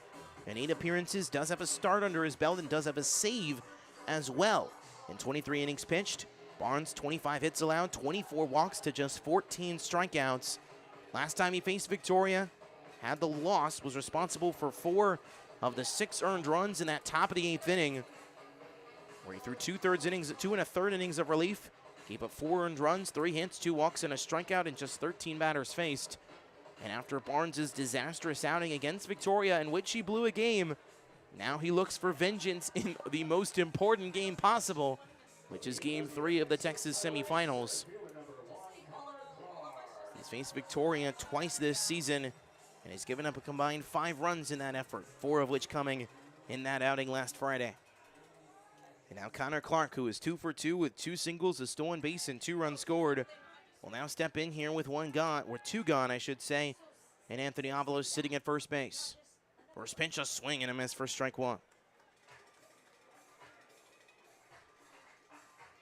Generals 5 runs on 8 hits and 2 errors, and have left so far just 2 runners on base. Brazos Valley, no hits, no errors, and have left 3 runners on.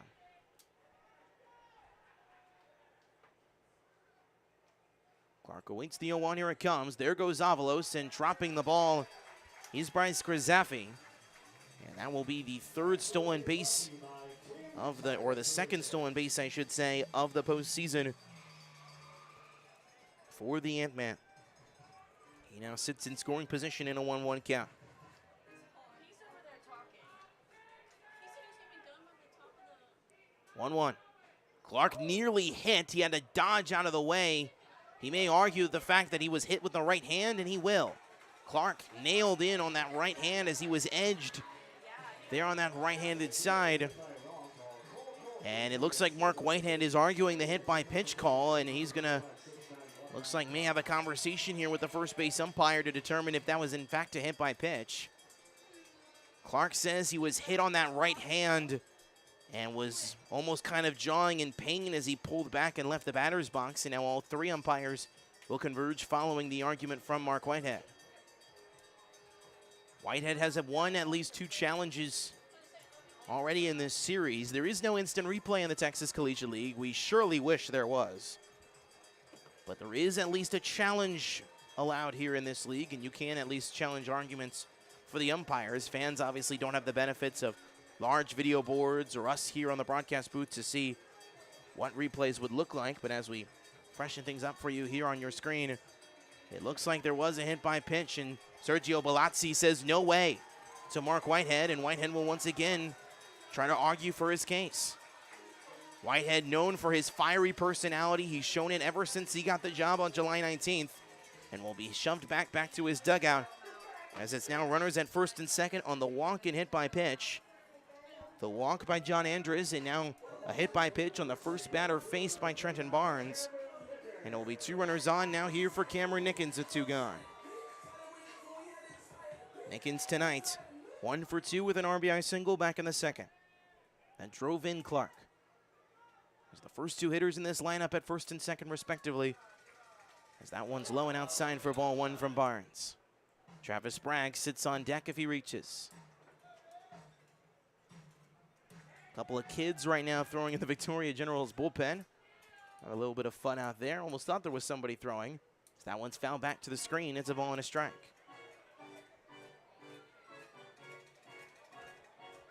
Victoria leading 5-0 if you're just joining us in Game 3 of the best of 3 Texas semifinal.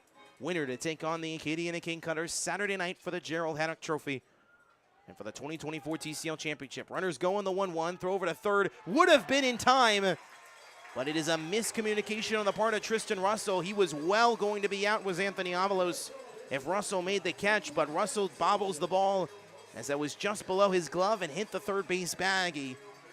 Aggressive throw from Bryce Grazaffi, and it will be a double steal. Avalos' second of the night and third of the postseason. For Clark, his second of the night. Now sitting both in scoring position, but behind ball and 2 strikes. That one gets away, and a wild pitch will bring home a 6th run. Avalos comes in to score on the wild pitch from Barnes. It is 6-0 VIC.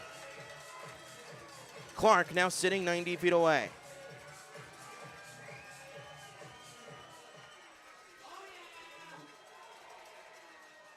So Nickens will remain at the dish now at an even count, 2 balls and 2 strikes.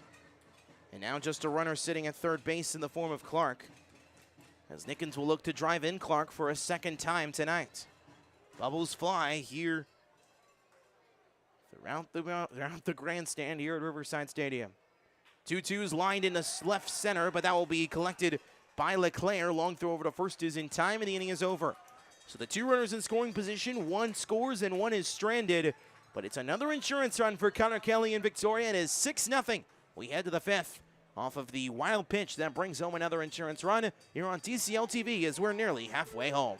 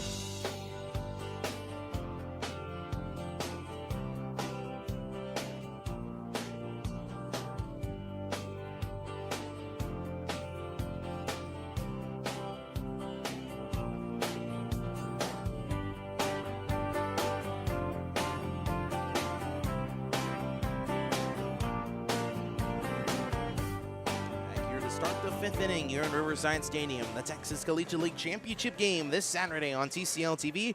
7:05 first pitch between the Acadian and Cane Cutters, and the winner of tonight's Game 3 will either be here at Riverside Stadium or in Bryan College Station. It will be 7-8-9 bottom third of the order to face Connor Kelly for a second time tonight as he begins his now fifth inning of work.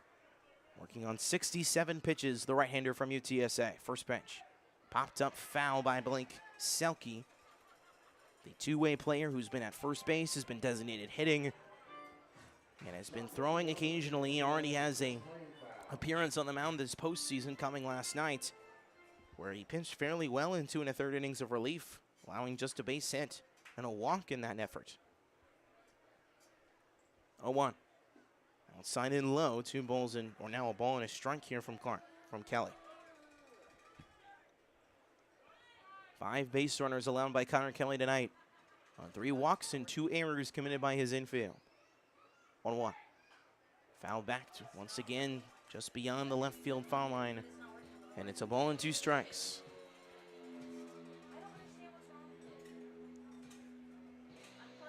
Kelly now crossing 70 pitches. Wind continuing to blow from right to left as the sun is nearly fully set here in the Crossroads as we near 8:45 local time. 1-2.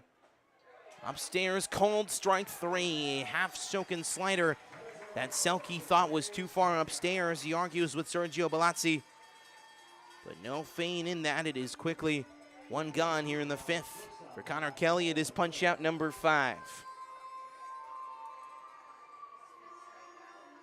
LeClaire will now step in.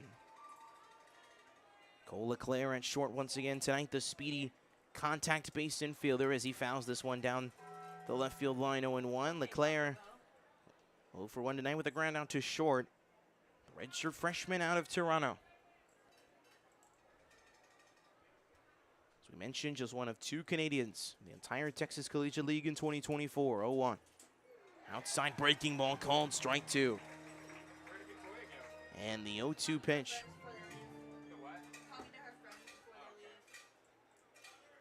Now waits here from Connor.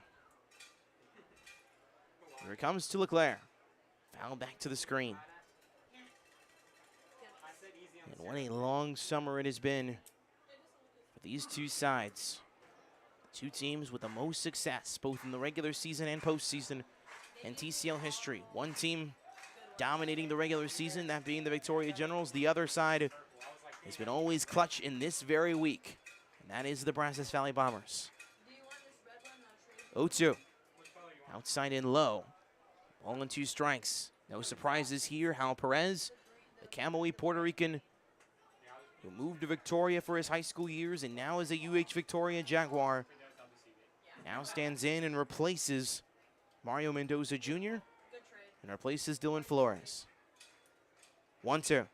Inside high, called strike 3, a swing and a miss. And it's back-to-back punch-outs, 6 on the night for Kelly. His fastball still with as much velocity as it has all night and not losing any steam. 2 gone here in the 5th. Jackson Digg now steps in.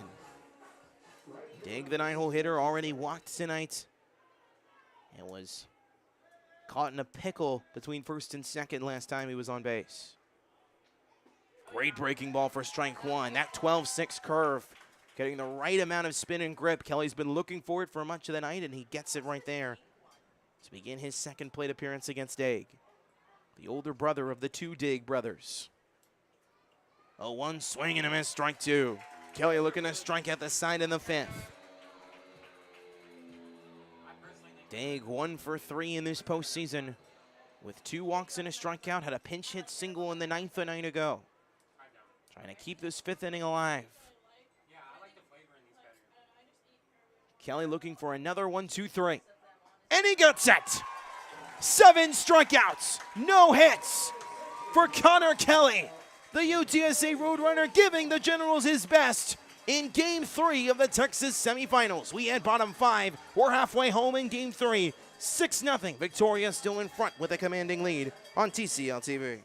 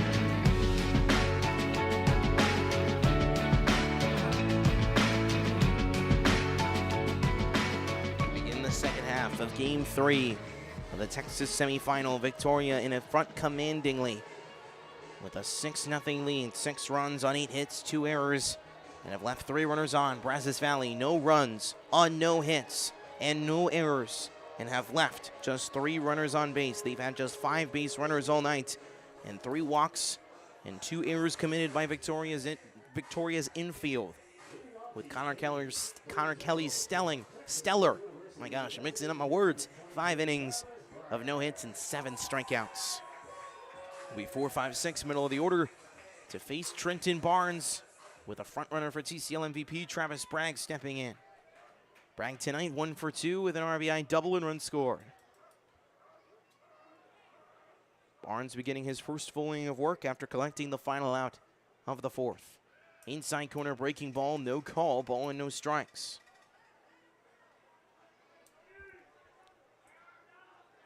Fans as anxious as ever here at Riverside Stadium, even with the home faithful in front with a commanding lead. It is outside, 2 balls and no strikes. Victoria, their best regular season in franchise history by winning percentage, over 72%. With, of course, that one's fouled back to the screen. Their best home record in franchise history at 21-3. Now 22-3. Their run differential at home is plus 104. They're outscoring their opponents by 104 runs in this ballpark, including 12 of their 25 games, nearly half being games where the Generals scored 8 runs or more, as it is 3 balls and a strike. Brazos Valley had the 1-0 series lead coming into Riverside. Needed just to win 1 game out of these 2. Potential, as that's a swing and a miss for strike 2. And now down 6-0. Trying to make sure they can pull off this upset and head to a TCL championship game that they would host. Remember, the winner of this game hosts the title game against Acadiana. Payoff from Barnes. Swing and a miss, strike 3. Bragg frustrated with chasing that one on the outside half. And he has now struck out twice tonight, and it's out number 1 here in the 5th. Trav frustrated with chasing that fastball away from Barnes, which has kind of that chasing velocity where it spreads outside. And now here comes Drew Schmidt. Great night so far. 2 for 2 with 2 doubles. 1 in the left center gap and 1 down the left field line. First pitch, a breaking ball that broke near his face and hit the strike zone. Unreal. 0-1. As we mentioned, Barnes gave up 4 earned runs to Victoria last Friday at Edible Field, as that one's low for a ball and a strike. And trying to avenge that performance in the biggest game possible. The only problem, he may have come into this game too little, too late. 1-1. Outside corner, no call. 2 balls and a strike to Schmidt. 3 straight breaking balls from Barnes. Schmidt in this postseason combined now 4 for 10 as he grounds this one to the shortstop side. There is Leclerc, long throw to first in time. What a throw across his body from Leclerc, as he's able to deliver nearly with his heels on the outfield grass for 2 quick outs here in the 5th. And now Diego Diaz will step in, the UTSA road-running second baseman. 0 for 2 tonight with a strikeout and ground out, 0 for 8 combined in this postseason. As we mentioned, though, Diaz has reached base a few times thanks to hit by pitches and a couple of walks. He's stolen 3 bases already in this postseason. He's also a walk already this postseason he's faced, and he's already behind 0-1. 20th pitch coming here from Barnes. And it's way outside and goes to the backstop, no harm, no foul. Cali, more likely than not, will go for a 6th inning of work. The question is, how much longer will he go as he sits at 79 pitches through 5. 1-1. Swing and a miss, strike 2. Foul tipped into the glove.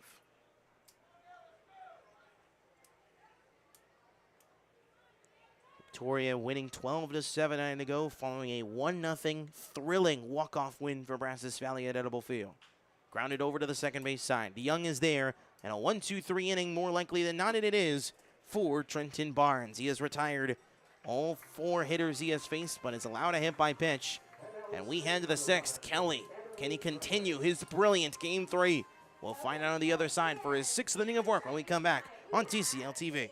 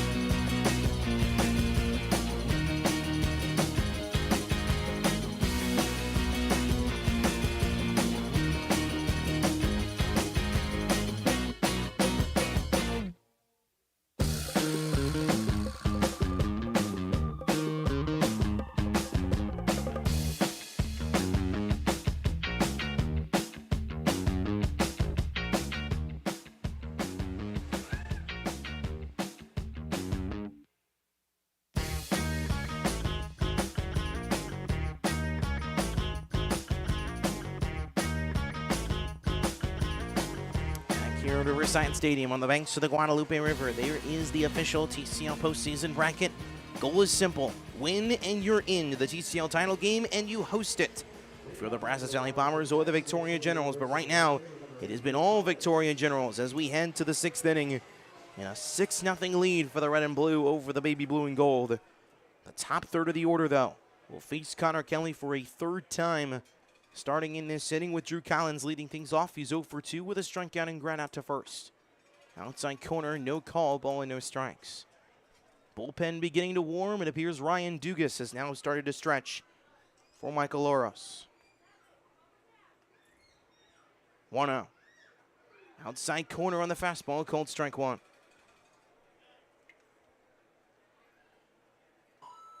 Dugas would be a left-handed reliever replacing the right-handed throwing Kelly. 1-1. Side and low, that one was chipped straight into the ground by Kelly. It's 2-1. Who's now crossed over 80 pitches.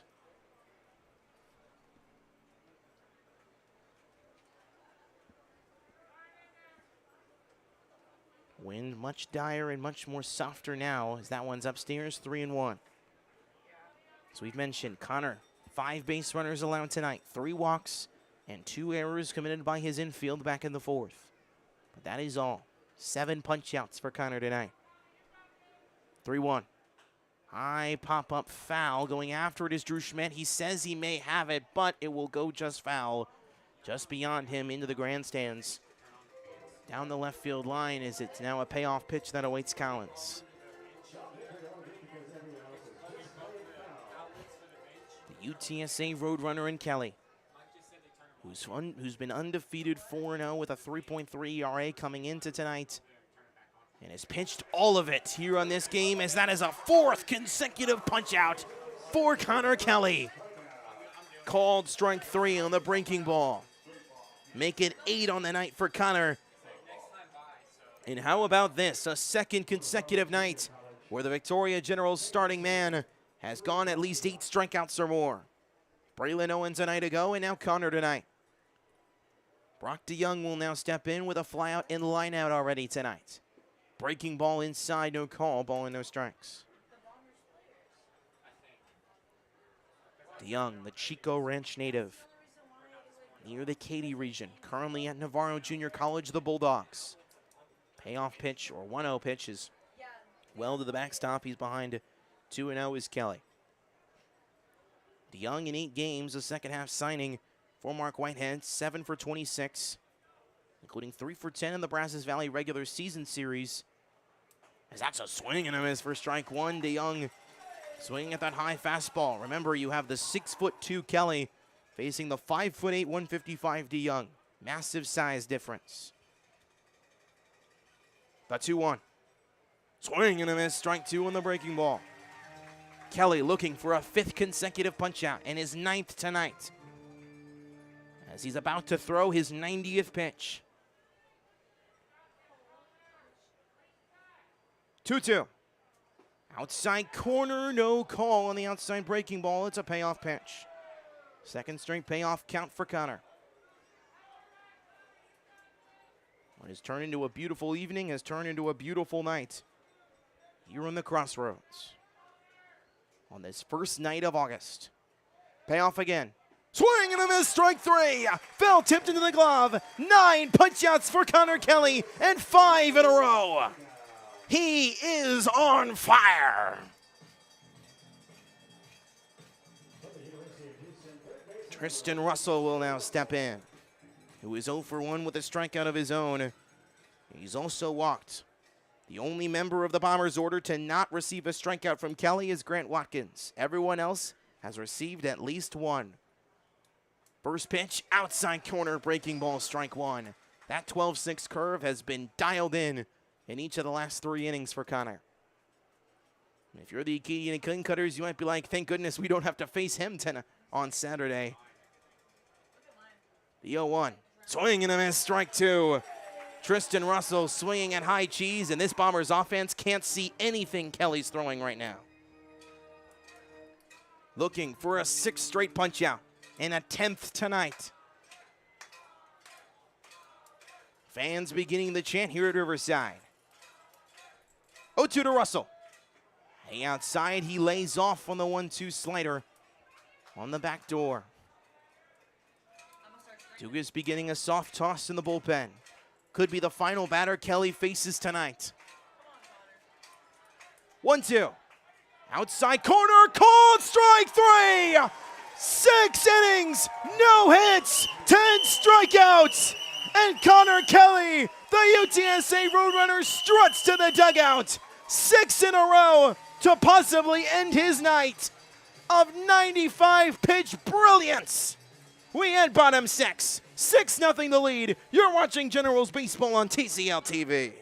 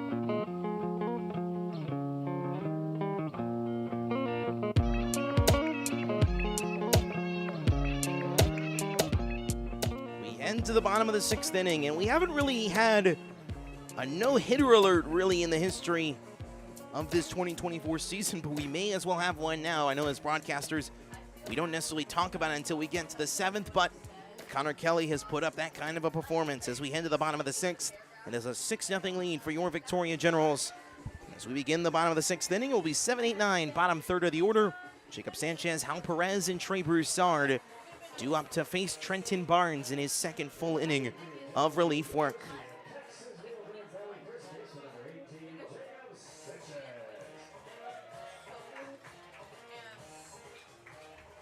So Sanchez will lead things off in the 6th. He's 1 for 2 with a single back in the 2nd. First pitch from Barnes, great breaking ball, strike one. We have seen some electric breaking balls tonight from both sides, from Connor Kelly and from members of the Bombers pitching staff, all 3 of which, Rodriguez, Andres, and now Barnes. That one's too far low. It's a ball and a strike. Victoria, 9 outs away from a TCL championship game. 1-1. way upstairs, 2 balls and a strike. Victoria, 6 runs on 8 hits, 2 errors, and have left 3 runners on base. Brazos Valley, no runs, no hits, no errors, and have left just 3 runners on. 2-1.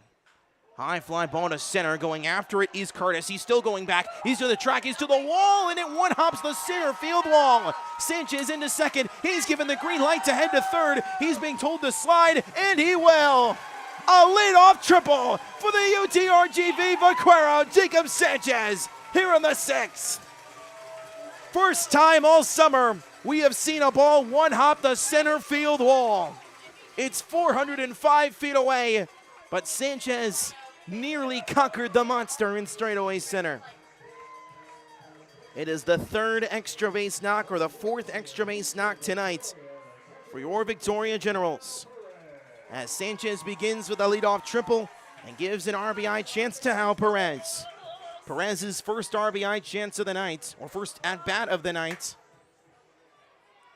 who in this postseason is a combined 1 for 4 with 3 walks at the plate as well as an RBI. Inside breaking ball that hits the outside corner, called strike 1. Bombers infield, no surprise, all in on the artificial green that's on the artificial infield here at Riverside. Barnes is 0-1. Upstairs, nearly hits Perez in the facial area, and it's 1-1. It's 2 RBI doubles, a 2-run home run, and now a triple that begins this 6th inning. 4 extra base knocks. And the wind's now strongly blowing from right field. 1-1. Outside and low, 2-1. Sanchez's triple, the 9th hit of the night for Victoria. Looking to add on to an already commanding lead, 2-1. Inside and low, Perez, it appears, was hit on the leg, and he was. Hal hit near where his shin guard is as he looks over and has a quick word with Barnes. Barnes says he's sorry about it. He was not intentional. His 2nd hit by pitch that Barnes has allowed tonight, and it's a triple and hit by pitch that begins this 6th inning with runners at the corners and nobody out for the dangerous Trey Broussard. And right before Broussard can bat, he's a little bit upset with himself. He's like, man, I wanted to face Barnes. But Mark Whitehead will have a quick conversation with Barnes as a right-hander currently is warming in the Bombers bullpen. Will Whitehead pull the trigger here? That is the question. Barnes probably advocating for the fact that he wants to stay in this game. But Whitehead knows if there are any more runs given up, their season may be over. Sanchez at 3rd, Perez at 1st on the triple and hit by pitch to begin this 6th. And Whitehead is going to place the confidence of not only his team, but of his team's season into the hands of Trenton Barnes. The LaGrange native and the Galveston College Whitecap right-hander will now face the former San Jac Community College lefty outfielder and now soon-to-be University of Houston Cougars starting next spring in Trey Broussard. In this very same situation last night, he had a 3-run inside the park home run. He already has a home run tonight. Could he do it again? First pitch below the zone, 1 ball, no strikes. Broussard 1 for 2 on the night. With that 2-run home run, he also has grounded out tonight. That one is just below the zone again. 2 balls, no strikes. Barnes trying to pitch around Broussard, it appears. And why wouldn't you? With the danger that he has brought in, the 9 hits in just 6 games in this ballpark, and the 11 RBIs. 2-0. Low, 3 balls and no strikes, and Broussard is visibly angry. He wants a pitch to swing at. If he reaches base, it could be a bases loaded, nobody out situation for Anthony Avalos, who sits on deck. The 34th pitch of the relief outing of Barnes. Incoming. Inside corner, strike 1. Is nearly right down Main Street. Broussard with the automatic take.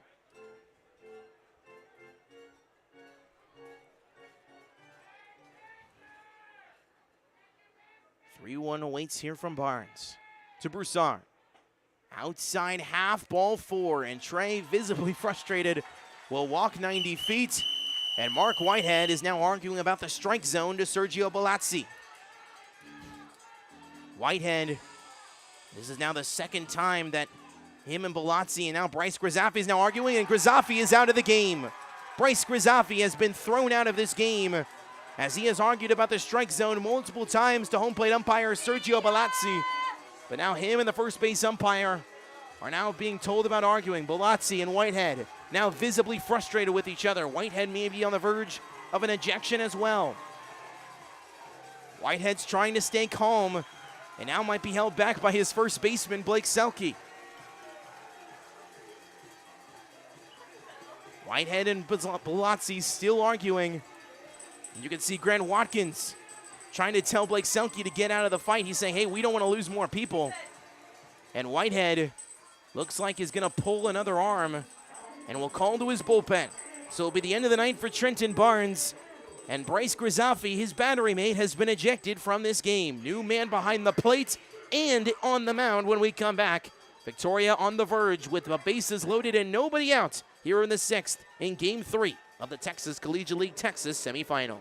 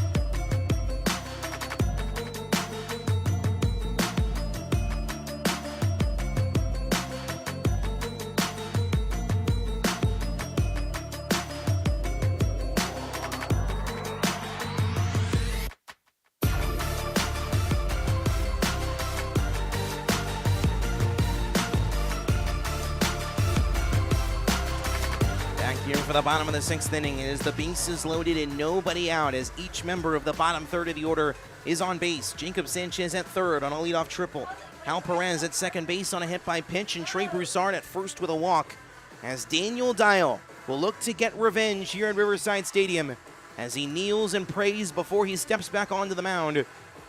Dial, you may remember, threw in the ninth inning back on Saturday night against this very Victorian General squad. Came in with a 4-1 lead for his side before giving up 4 runs in the bottom of the ninth. A 2 RBI single by Mark Henning and then the walk-off single by Mario Mendoza Jr. to win it for Victoria in a 5-4 victory in a thrilling comeback on Saturday. And now Dial comes in here on Game 3 of the TCL postseason with his team's season on the line as his team could be on the verge of blowing this game wide open to his arch rival, the Victorian Generals. Anthony Avalos stands in, and the first pitch is way upstairs for ball 1. Moments ago, Trenton Barnes removed from this game, as well as his catcher, Bryce Grizzaffi, ejected from this game due to arguing the strike zone with home plate umpire Sergio Bellazzi. Sebastian Coons has now stepped in to catch the rest of the night for Brazos Valley. 1-0 from Dial. Way outside 2-0. So that one just missed that outside top half of the zone. Dial 4-1 with a 2.17 ERA in 14 appearances, 5 saves, second in the league in that category, 17 hits, 14 walks, 18 strikeouts, and 20 2/3 innings pitched. 2-0. Popped up. That one could be in fair territory, and it is. Selke is there. He waits for it, and he will not make the catch. He will not make the catch, but they're going to rule it an infield fly rule, it appears. We'll see if it's winning rule the double play. Trey Broussard was off of the first base bag, and Broussard is heading to the dugout. It appears it's a double play. Broussard was off the first base bag trying to dodge the baseball falling right on top of him. And now him and the umpiring crew are arguing as now Broussard and Avalos head back to the dugout. And it is now runners at second and third with 2 gone. So Sanchez and Perez remain at second and third base. Broussard is tagged out on what is going to be ruled more likely than not a 3 unassisted double play after he dropped the baseball and couldn't find it in the infield.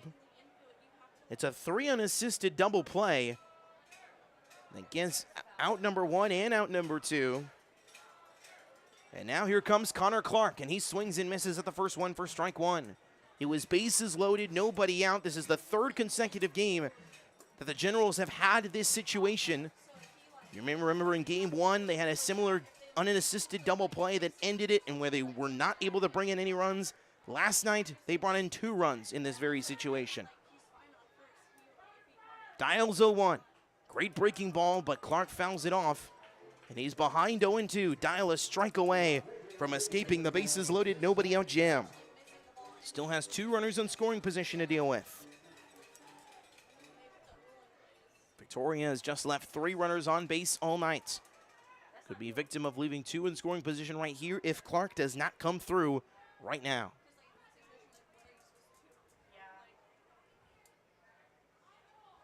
Yeah. 0-2 from Dial.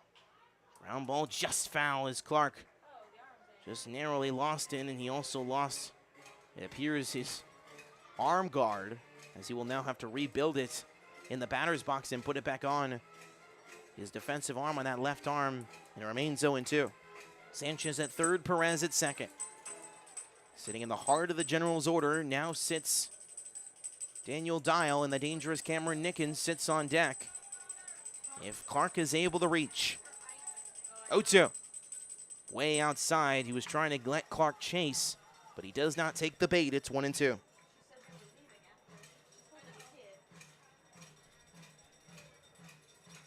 High-intensity moment in which Victoria can try to blow this game wide open. Already up 6 in the bottom of the 6th. 1-2. Low and below the zone. 2 balls and 2 strikes on the inside half.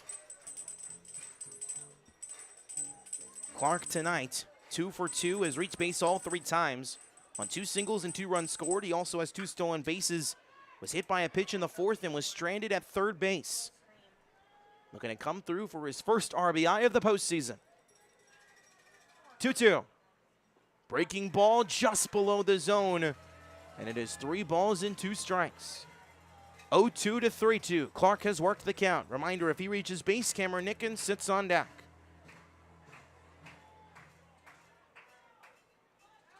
Dial trying to escape an impossible jam. The payoff. Low below the zone, ball 4. Sebastian Kuhn's lost the baseball for a moment, but it was right underneath him. So no runners advance, but it's a clutch 2-out walk from 0-2 to 4-2 is Clark. He had reached his base for a 4th time tonight. He's reached base all 4 times. And now Cameron Nickens, who is 1 for 3 with an RBI single from back in the 2nd, will now step in with a bases loaded 2-out situation. Nickens now with the duty to spread this game wide open. The former Houston Cougar who spent 3 seasons at UH and is now transferring to Austin Peay in the Sun Belt. First pitch, just below the zone, ball and no strikes. Nickens was 4 for 12 in the Brazos Valley regular season series. Has now extended his hitting streak to 10 games, counting tonight. Looking for his first run driven in of the playoffs. 1-0. High drive and a right. Underneath it is Dig. He waits for it. He says he's got it. He will make the catch and the inning is over. Generals strand the bases loaded, and at a bases loaded, nobody out situation and can bring nobody home. We go to the 7th. The 6-run lead remains where it is, and we'll see who comes on the mound. Connor Kelly appears he may be coming out of the mound as well, but the bullpen may be working as well. We'll see who comes on. We'll find out on the other side here on TCL TV. Stay with us.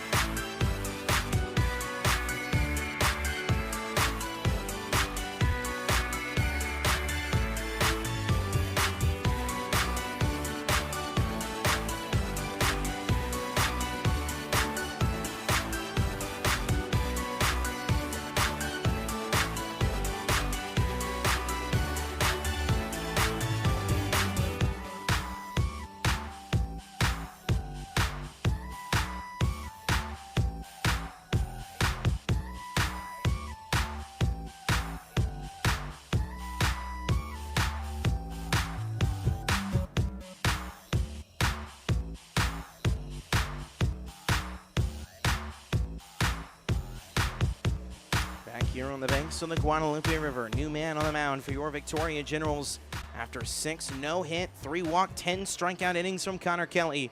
It is Trent Nickerson, the Stephen F. Austin Lumberjack, who now comes in to try to not only extend and keep this lead for your Generals, but also continue the current no-hitter that currently sits in place as we head to the 7th. Nickerson, the Sumner, Texas native out of Stephen F. Austin, the 6'4", 200 southpaw, 1-0 with a 1.42 ERA in 4 appearances, 12 2/3 innings pitched, 5 hits, 6 walks, and 8 strikeouts. So far has only allowed 2 earned runs in those 12 2/3 innings. He's had 2 shutout appearances in each of his last 2, including an outing against Brazos Valley in the 5-4 walk-off win, in which he had an earned run. Did not allow an earned run, gave up a hit, 2 walks, and no strikeouts in 9 batters faced, I should say. Who does? Oh. As it is a ball and no strikes here from Nickerson to Sebastian Coons, the new backstop behind the plate for Brazos Valley. He pops this one foul. Could be entering the seats, but it goes beyond the seats. It's 1-1. Coons replacing Bryce Grzafty after he was ejected from last night's game, or from tonight's game, due to arguing the strike zone from home plate umpire Sergio Balazzi. That one's in the zone, 2-1. Or below the zone, I should say, 2-1.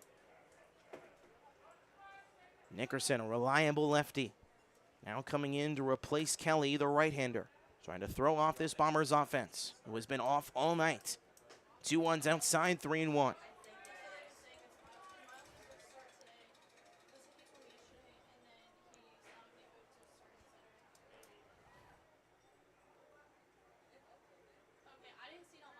Nickerson waits on that left side of the rubber here to face Coons. The 3-1. Outside, ball 4. So Coons, in his pinch-hitting effort that he wasn't expecting to get, at least for now, will walk 90 feet in his first plate appearance. And it will be a leadoff bases on balls here from Nickerson to begin the 7th. 4th walk of the night allowed by Victoria pitching. And now Jarrett Curtis, who is 0 for 2 on the night, reached base on an error back in the 4th. Will now step in. That one's upstairs for ball 1. 4th consecutive balls from Nickerson.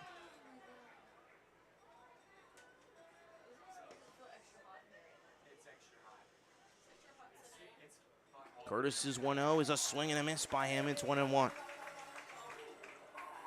Fun fact about Sebastian Coons, he's from Fort Wayne, Indiana, the sophomore of the Huntington Foresters of Huntington University of the NAIA, which is just southwest of Fort Wayne. That one's driven down the right field line, foul.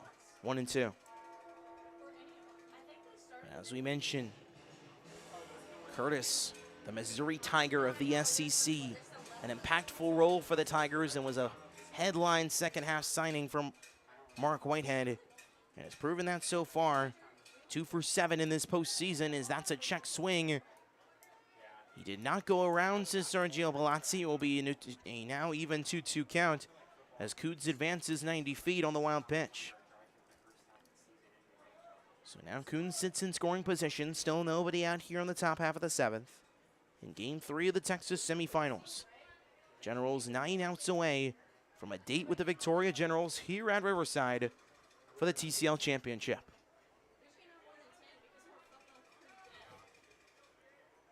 Two. Outside breaking ball, cold strike 3. 11th punch out of the night for Generals pitching, and the first for Nickerson. It's looking, and it's one gone in the 7th. Grant Watkins will now stand in, who is 0 for 1 with a fly out to center. Watkins, the only member of the Bombers order that has not fallen on strikes tonight. Everyone else has. And it's no balls and a strike here to Watkins. On the inside fastball from Nickerson. Ryan Dugas continues to stretch right now. And Victoria's pen is that one's a swing and a miss, foul back off the end of the bat. It's 0-2.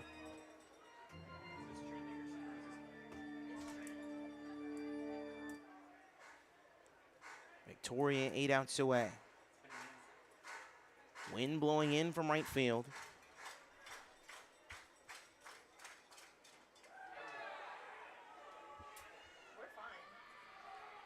And now we are being told it's no balls and 2 strikes as a payoff pitch thrown over for strike 3, as that's a drop third strike. As that's now strikeout number 12 for Victoria pitching. The second drop third strikeout of the night, as Watkins is now retired. Every Bomber hitter besides Sebastian Coons, who came into the game, now sits in, as it will now be Blake Selke who stands in. Or not Blake Selke, it's in fact Taylor Tomlin who will come in to pinch hit for Selke.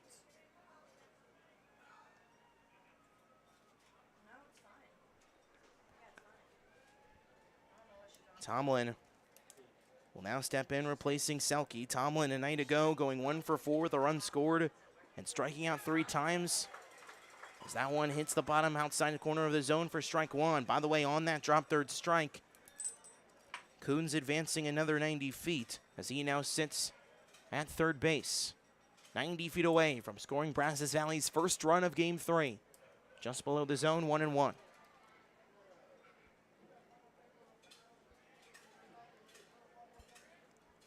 Will be interesting to see where Taylor Tomlin now moves into the Bombers' current defensive alignment. 1-1. Swing and a half-hearted one in that. 1-2. Nickerson looking to strike out the side here in the 7th. We saw a TCL record, or a Generals franchise record, 15 strikeouts on June 28th. We're nearing that record right now as we sit at 12, and it's a 2-2 count here for Tomlin. Tomlin, the Edmond, Oklahoma native, committed to Oakland University to join former Bombers head coach Brian Nelson after last spring at Wharton Junior College and 2 springs ago at Lamar. 2-2 from Trent. Outside breaking ball, called strike 3. It is a strikeout barrage from the red and blue. And this Bombers offense can't see what's coming next. We go bottom 7. Generals are 6 outs away. We stretch here at Riverside Stadium. We'll be back right after this.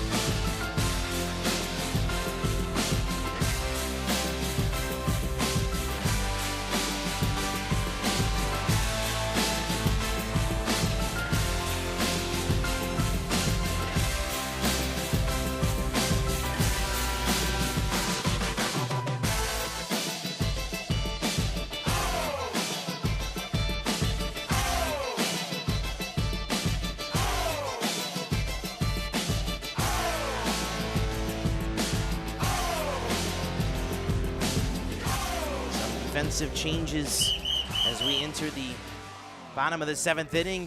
Deep in the heart of Texas plays loud and proud here at Riverside Stadium. That is the Texas Collegiate League Championship game with the Gerald W. Haddock Trophy on the line, and the Victorian Generals 6 outs away from facing those very Acadiana King Cutters for what will be the 2nd time in the last 3 seasons that the two franchises will have met in a TCL championship.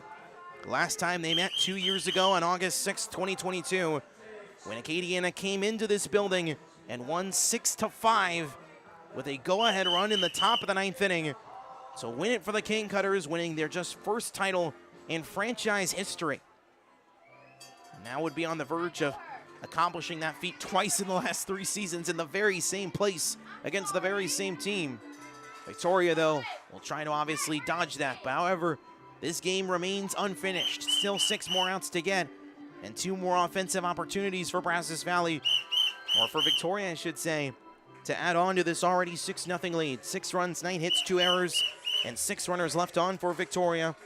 No runs, no hits, no errors, and 3 runners left on for the Baby Blue and Gold. Daniel Dial back on the mound for now a first full inning of work, as Travis Bragg awaits to face him. Middle of the order, Bragg, Schmidt, and Diaz due up for the Red and Blue here in the 7th. And this Riverside Stadium faithful knows very well how soon we are into this game coming to a close, as the chance of Let's Go Generals reign here in Riverside Park. It's 1-0.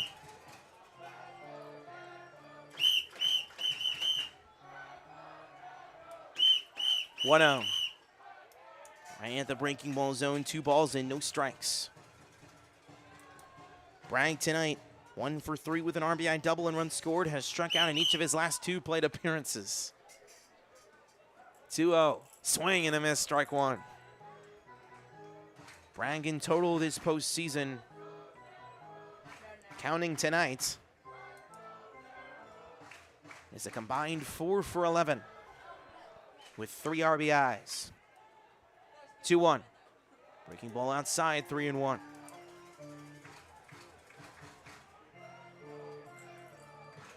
Looks like a right-hander is now beginning to at least stretch right now in the Generals' pen,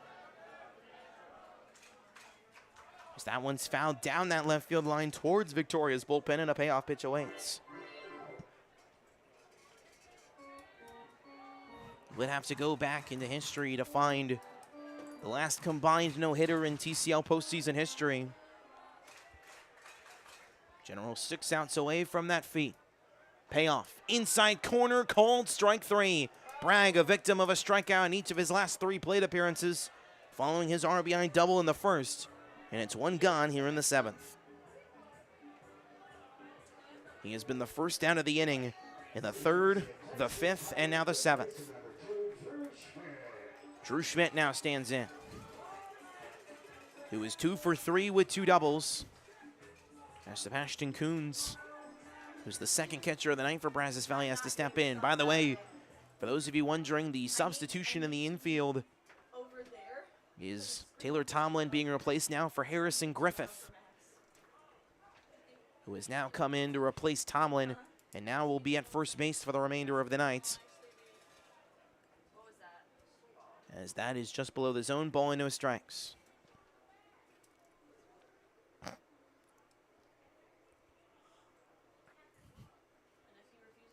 1-0 from Dial. Line drive in right field. This could drop in fair territory, and it just hooks foul. 2 hops the wall in right field. Schmidt looking for his 3rd extra base knock of the night and nearly had it. It's a 1-1.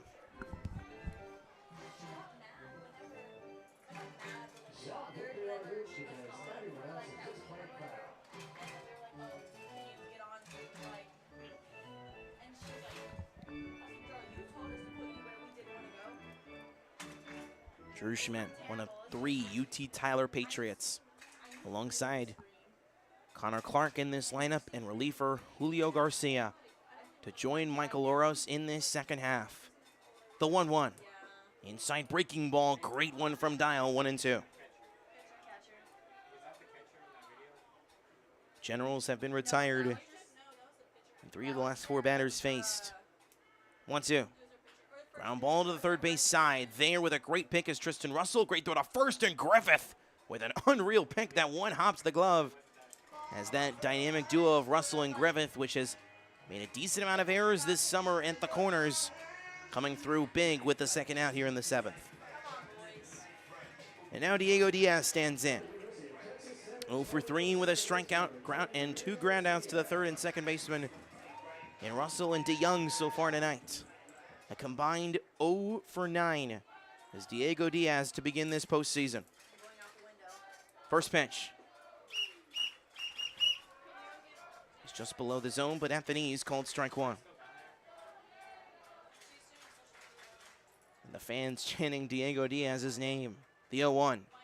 And he chops this one. Gonna be a close play. Dial's there. We'll have to toss it to first. What a throw by Daniel Dial. One hopping in midair. Gunning down Diaz at first base. 1-2-3, bottom of the 7th. We head to the 8th. As now we're being told Sergio Bellazzi, he's now pointing at the second base bag. And now it looks like there could be an argument here with interference.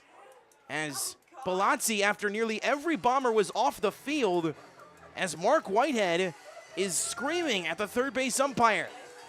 And he cannot believe it. Whitehead not ejected from this game just yet. Daniel Dial now arguing on behalf of his coach. And now the third base umpire is going to console with Bellazzi with why the call, what it was. We're fairly curious in what the call is. I think they're going to rule it a foul ball. I think they're going to say it was a foul ball on the part of Diaz that hit home plate before it rolled into fair territory. And Daniel Dial still can't believe the call, and his catcher, Sebastian Kuhns, is telling him to get back on the mound. And Diaz will receive the bat back from the Generals bat boy. And this Bombers dugout cannot believe it. You can see Bryson Walker continuing to argue as well, as he is now given a handful from a Riverside Stadium crowd that is well aware of who Bryson Walker is, as he steps back into the dugout. Number 22 on your screen. And you can see here the chance of take him out, raining through Riverside Stadium. Not sure who that's on. Could be on a number of people right now, but regardless of the fact, it is 2 outs and an 0-2 count for Diego Diaz. So still a strike away his style from a 1-2-3 inning. Just could be lasting 5 minutes longer than he wanted with no baseball being played. Here comes the 0-2. Outside, ball and 2 strikes dropped by Kuhns. Talk about theatrics in a series that has seen a whole lot of theatrics. From arguments on the field to arguments on social media, in person, online, everywhere in between. The 1-2. Swing and a foul tip off the bat. And when we say the emotions are high, not only for this postseason, this is now the 7th time in the last 8 days these two teams have faced each other. They now know each other at this point by the back of their hand. The Generals have won 5 of the 6 previous meetings. 1-2 from Dial. Upstairs, called strike 3. Dial pumping his chest as he walks back to the dugout, and he finally completes his 1-2-3 7th. We head to the 8th, still a 6-0 lead. Generals 6 more outs to get, with Trent Nickerson heading back to the mound when we come back.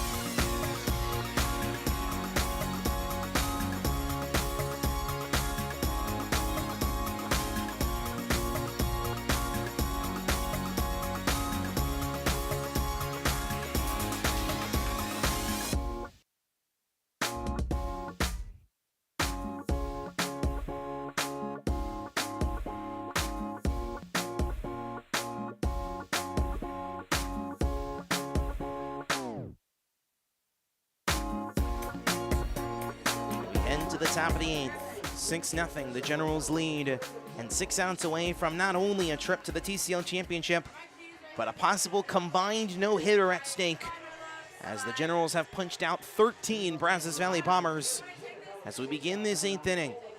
Generals have not scored, however, since the 5th, and it looks like we'll have, as it remains to be 8-9-1, Cole Leclerc, Jackson Daig, and Drew Collins due up here to face Nickerson in his now 2nd inning of relief work. Allowed a leadoff walk. They got all the way to third base, but then struck out the next 3 batters.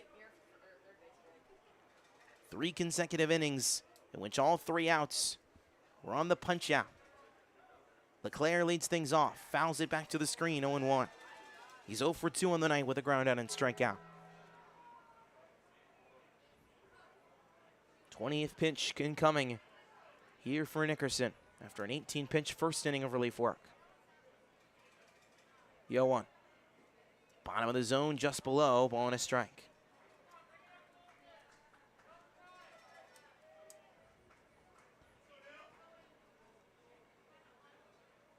Nickerson's 1-1. Fouled over to the third base side. It's in fair territory. There's Drew Schmidt. Long throw to first in time. 1 gone. 5 outs away. And that's the first non-strikeout related out recorded by Victoria Generals pitching since the 4th inning. As Jackson Daig now steps in. 0 for 1 with a strikeout, but walked back in the 3rd. And was caught in a pickle between 1st and 2nd to be tagged out. First pitch today to right down Main Street for strike 1.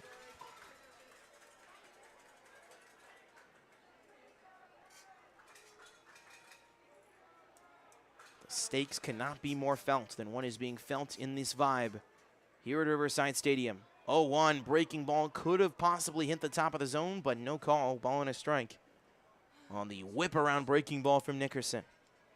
So we just passed the bottom of the hour of the 9 o'clock hour in the Central Time Zone. Beautiful breaking ball from Nickerson for strike 2. As I mentioned, we have seen some incredible breaking balls on both sides from both bullpens and both both arm collections tonight. The 1-2, grounded just foul. It hits home plate before rolling in fair territory.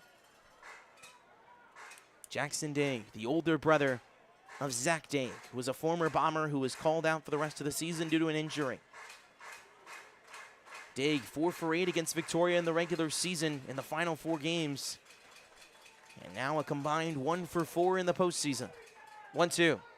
Ground ball that's fair. It's over the head of Nickerson. There's Avalos. He'll have to pick it and throw it to first. Not in time. Anthony nearly had it. And there it is. The first hit of the game for the Brazos Valley Bombers here in the top of the 8th. As the no-hitter has officially been broken. And you can see Connor Clark. His hand is on his head. He can't believe it's over. But hey, all good things must come to an end.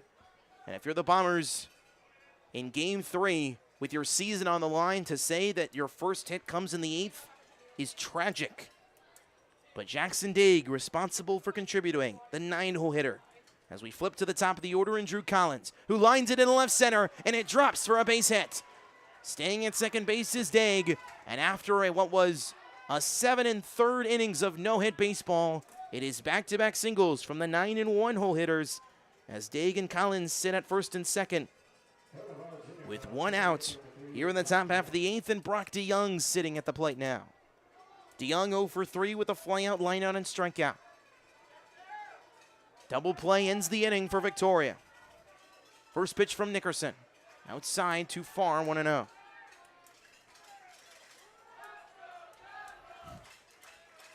Let's go Generals chants continue to reign here at Riverside. 1-0.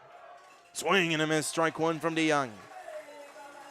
The 5'8", 155 freshman from Cinco Ranch, the Navarro Junior College Bulldog, who is a combined 2 for 11 in this postseason. Or 4 for 11, I should say. Called strike 2. Was 2 for 3 in Game 1. 2 for 5 with an RBI last night. And now 0 for 3 tonight. Nickerson's 1-2. Low below the zone. Perez has to stay in front of it. No runners advance. It's now 2-2. Nickerson now beyond 30 pitches. Lefty continues to warm. It is indeed Ryan Dugas, who could be the final pitcher to shut the door in this Texas semifinal round. Runners threatening to go. The 2-2 grounded into the infield. Nickerson just beyond his glove. He makes the play over to first, not in time. Nickerson nearly had it as he outstretched his long arm to collect the baseball, but it is not in time. No argument from the Generals coaching staff or dugout. And it is 3 consecutive singles, 2 of which on the infield. Daig now at third, Drew Collins now at second, and Brock DeYoung now at first on 3 consecutive singles, with the dangerous Tristan Russell now stepping to the dish, who is 0 for 2 with 2 strikeouts, but walked back in the first. Bombers on the verge of finally breaking that shutout here in the 8th inning, and Hal Perez calls for a meeting. No coach at least a part of this meeting right now. It's just between Perez and Nickerson, the junior veteran and Perez, exchanging words with the fellow junior, the Sumner, Texas native, and Stephen F. Austin lumberjack. Former member of the Southeast Louisiana Lions in Nickerson in 2023, where he pitched 23 games. The son of Jim and Laura Nickerson, brother to 2 sisters, Bailey and Morgan. Entering his first year of transferring from SMA, and my apologies, he was originally at North Central Texas College, NCTC. Sumner, if you're wondering, 2 hours northeast of Dallas. Daig at third, Collins at second, DeYoung at first. First pitch to Russell. Outside, ball 1. 3 consecutive singles to break the no-hitter here in the 8th. Bombers on the verge of breaking the shutout. 1-0, grounded up the middle, will be close. Diaz flips to second for 1, on to first, not in time. A force out at second base, but the shutout is broken. A run comes in to score on the fielder's choice.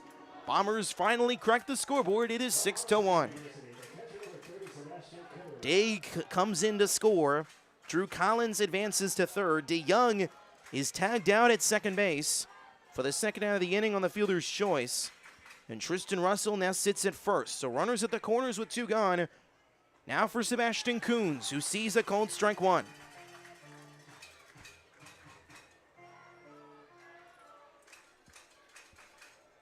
Oh, 1. Outside, 1-1. So the fielder's choice gets out DeYoung, but it brings home the game's first run. After 3 consecutive singles in the fielder's choice by Russell. 1-1. There goes Russell. Pop fly ball into center. Clark is underneath it. He says he's got it in the deep left center gap, and he does. The Victoria Generals are 3 outs away from a TCL championship game appearance for the 3rd time in the last 4 seasons. We head bottom 8. Sweet Caroline reigns here at Riverside. 6-1. We go bottom 8 on TCL TV.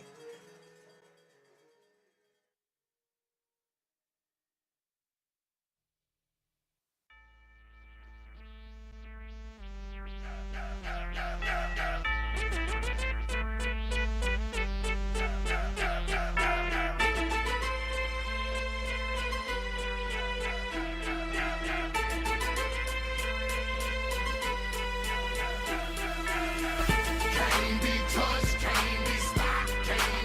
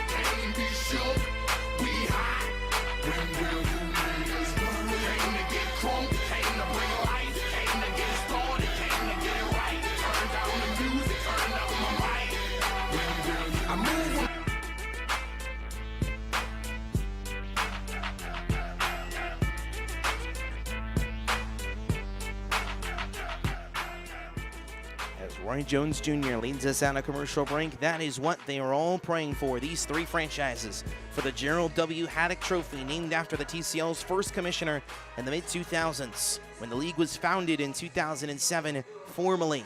As we now come back for the bottom of the 8th inning, with the Victoria Generals 3 outs away, and the 5th different arm for Brazos Valley now steps in. It is now Darren Crane, the Magnolia, Texas native out of Arkansas State Mountain Home. 5'9", 170, the right-hander, 1-2 with a 4.87 ERA and 12 appearances. Does have a save under his ledger. 21 hits allowed, 23 walks to 27 strikeouts. Last time he faced the Victoria Generals was last Friday, and the 5-10 loss gave up 2 earned runs in the last 2/3 of that 8th inning. 2 hits, 2 walks, 1 strikeout. If you don't know what we were talking about, 5-4. Brazos Valley was in front heading into the 8th inning on Friday in Edible Field, before Victoria scored 6 unanswered runs in the 8th inning alone to win it by a final score of 10-5. So we head to the bottom of the 8th. Due up here in this 8th inning will be 7, 8, 9. Bottom third of the order for Michael Oros' squad, with Jacob Sanchez leading things off. Sanchez, who is 2 for 3 on the night, with a single and triple and a run scored. Sanchez, Hal Perez, and Trey Broussard due up here in this 8th inning to face Crane. First pitch, swing and a miss, strike 1.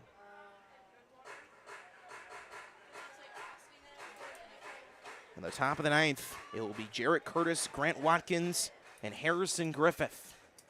Due up for Brazos Valley with their season on the line. 0-1's upstairs, 1 ball and 1 strike. If you're wondering where Arkansas State Mountain Home is, it is in North Arkansas near the Missouri border. Way outside, 2 balls and a strike now. Acadian and King Cutters fans maybe starting to book their trips to Victoria. But we still need 3 more outs to collect if you're the red and blue. 2-1, swing and a miss.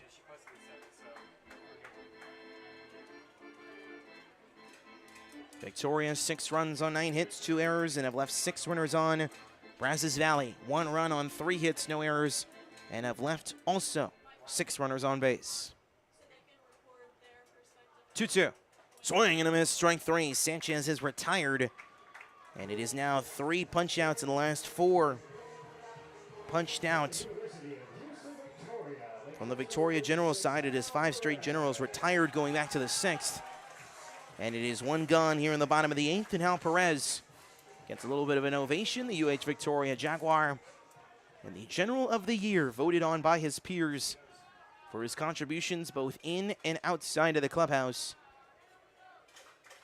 First pitch, upstairs, 1-0.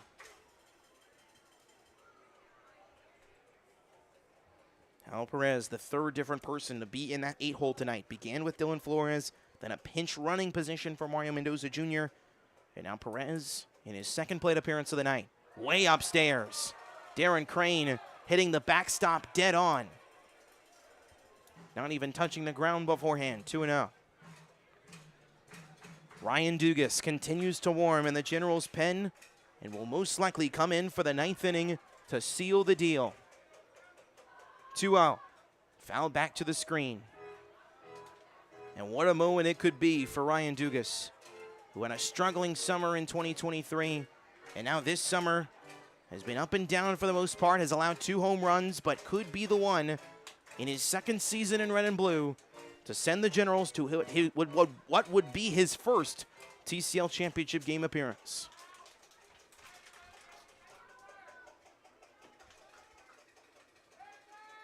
Darren Crane's 2-1. Another breaking ball upstairs. Perez hit by a pitch back in the 6th. After an 0-for-1 with a strikeout and a walk performance from Dylan Flores at the plate. Bells ringing and noise made as Perez calls for a late timeout.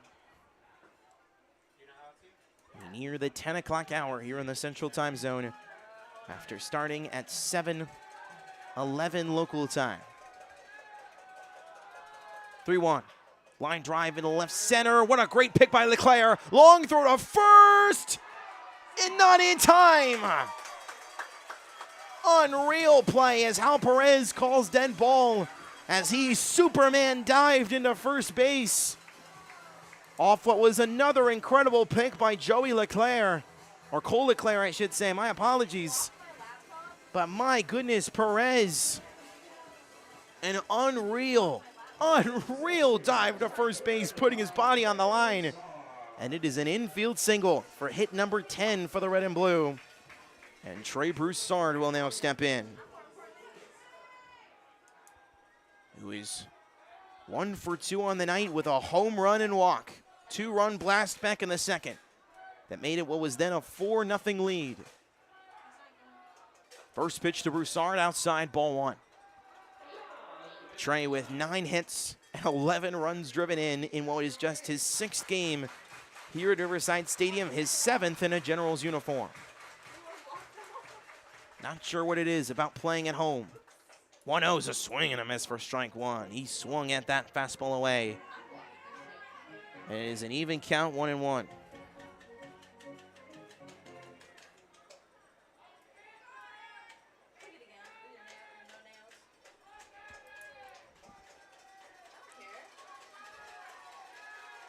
Broussard awaits the 1-1 from Crane. Here it comes. Fouled into shallow left center field. Leclerc's there, and he will make the catch, putting an incredible defensive display tonight. And what could be a little too late game as Broussard is retired for the 2nd time tonight. He is 1 for 3, and it's 2 gone here in the 8th with a runner still at first. And now Anthony Avalos will now step in for the 5th time tonight. He is 0 for 3. 0 for his last 7 in this postseason, but he walked back in the 4th and came around to score. Each of the last 3 times Anthony Avalos has reached base, he has touched home plate. Swing and a miss, strike 1. Avalos also with 2 stolen bases tonight back in the 4th. He struck out, grounded into a double play back in the 6th. 0-1's line to the right. This could drop in front of Dig, and it does. Grounding second and heading to third is Hal Perez. Will be a close play, and he is innocently gunned down. Perez risking it all there and smiling as he heads back to the dugout. But we head to the top of the 9th.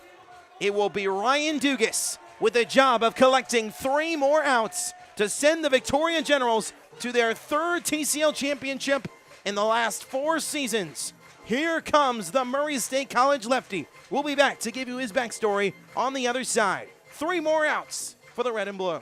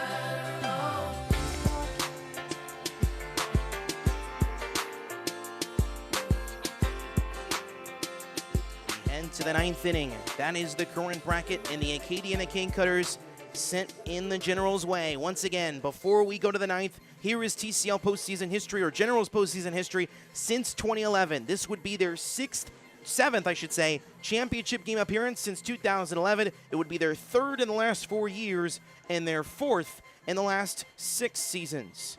As we head to the 9th inning, it will be 5-6-7 to face Ryan Dugas, with Jarrett Curtis leading things off, 0 for 3 with reaching on an error back in the 4th. First pitch outside for ball 1. Dugas, the Murray State College left-hander, the sophomore, hearing chants of Doogie here at Riverside Stadium. The 1-0, line down the right field line. Last summer, 0-1 with a 2.38 ERA and 15 appearances with 11 walks and 26 strikeouts. This summer, Dugas is 1-2 with a 1-0 with a 1.74 ERA and 5 appearances, 9 hits, 4 walks, 12 strikeouts, and 10 1/3 innings. 1-1's a swing and a miss. Dugas to face Curtis, Watkins, and Harrison Griffith in a pinch-hitting effort due up here in the 9th. He's faced the Bombers twice this season and has allowed 2 earned runs. The 1-2, fouled back to the screen. Last time he faced Brazos Valley was last Saturday in the 5-4 walk-off victory. Gave up in 2 innings, gave up 2 earned runs, 3 hits, 1 walk, and 3 strikeouts in 9 batters faced. Had a shutout appearance against Brazos Valley in a loss for Victoria in Edible Field on June 18th. Dugas is 1-2. Check swing, doesn't go around. It's outside, 2-2. Couple arms are at least standing in the bullpen just in case things go awry for Dugas. But he wants all 3 of these outs. On that far left side of the rubber, the southpaw, the 2-2. Breaking ball well outside. He spent 2 whole seasons here in Victoria as a beloved player by fans and players alike, known for his rowdy and comical personality. Now looking to send his squad to the championship. Payoff from Ryan. Swing and a miss. Drop 3rd strike by Perez. He will throw to first. 1 gone. Strikeout number 14 for Generals pitching tonight. They are 1 away from tying the single-game franchise record. Grant Watkins now stands in 0 for 2 with a walk back in the 2nd. Watkins, the designated hitter. First pitch from Dugas. Breaking ball, strike 1. Fast slider that went right down Main Street at the bottom of the zone.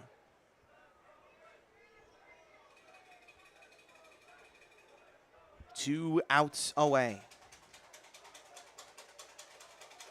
0-1. Another breaking ball at the top of the zone, strike 2. 1 strike away from tying the single-game franchise record for strikeouts by a staff. Perez on the far outside part of the zone, the 0-2, and he throws outside on purpose. Perez was anticipating the far slider, trying to get Watkins to chase, and he doesn't bite. 1-2.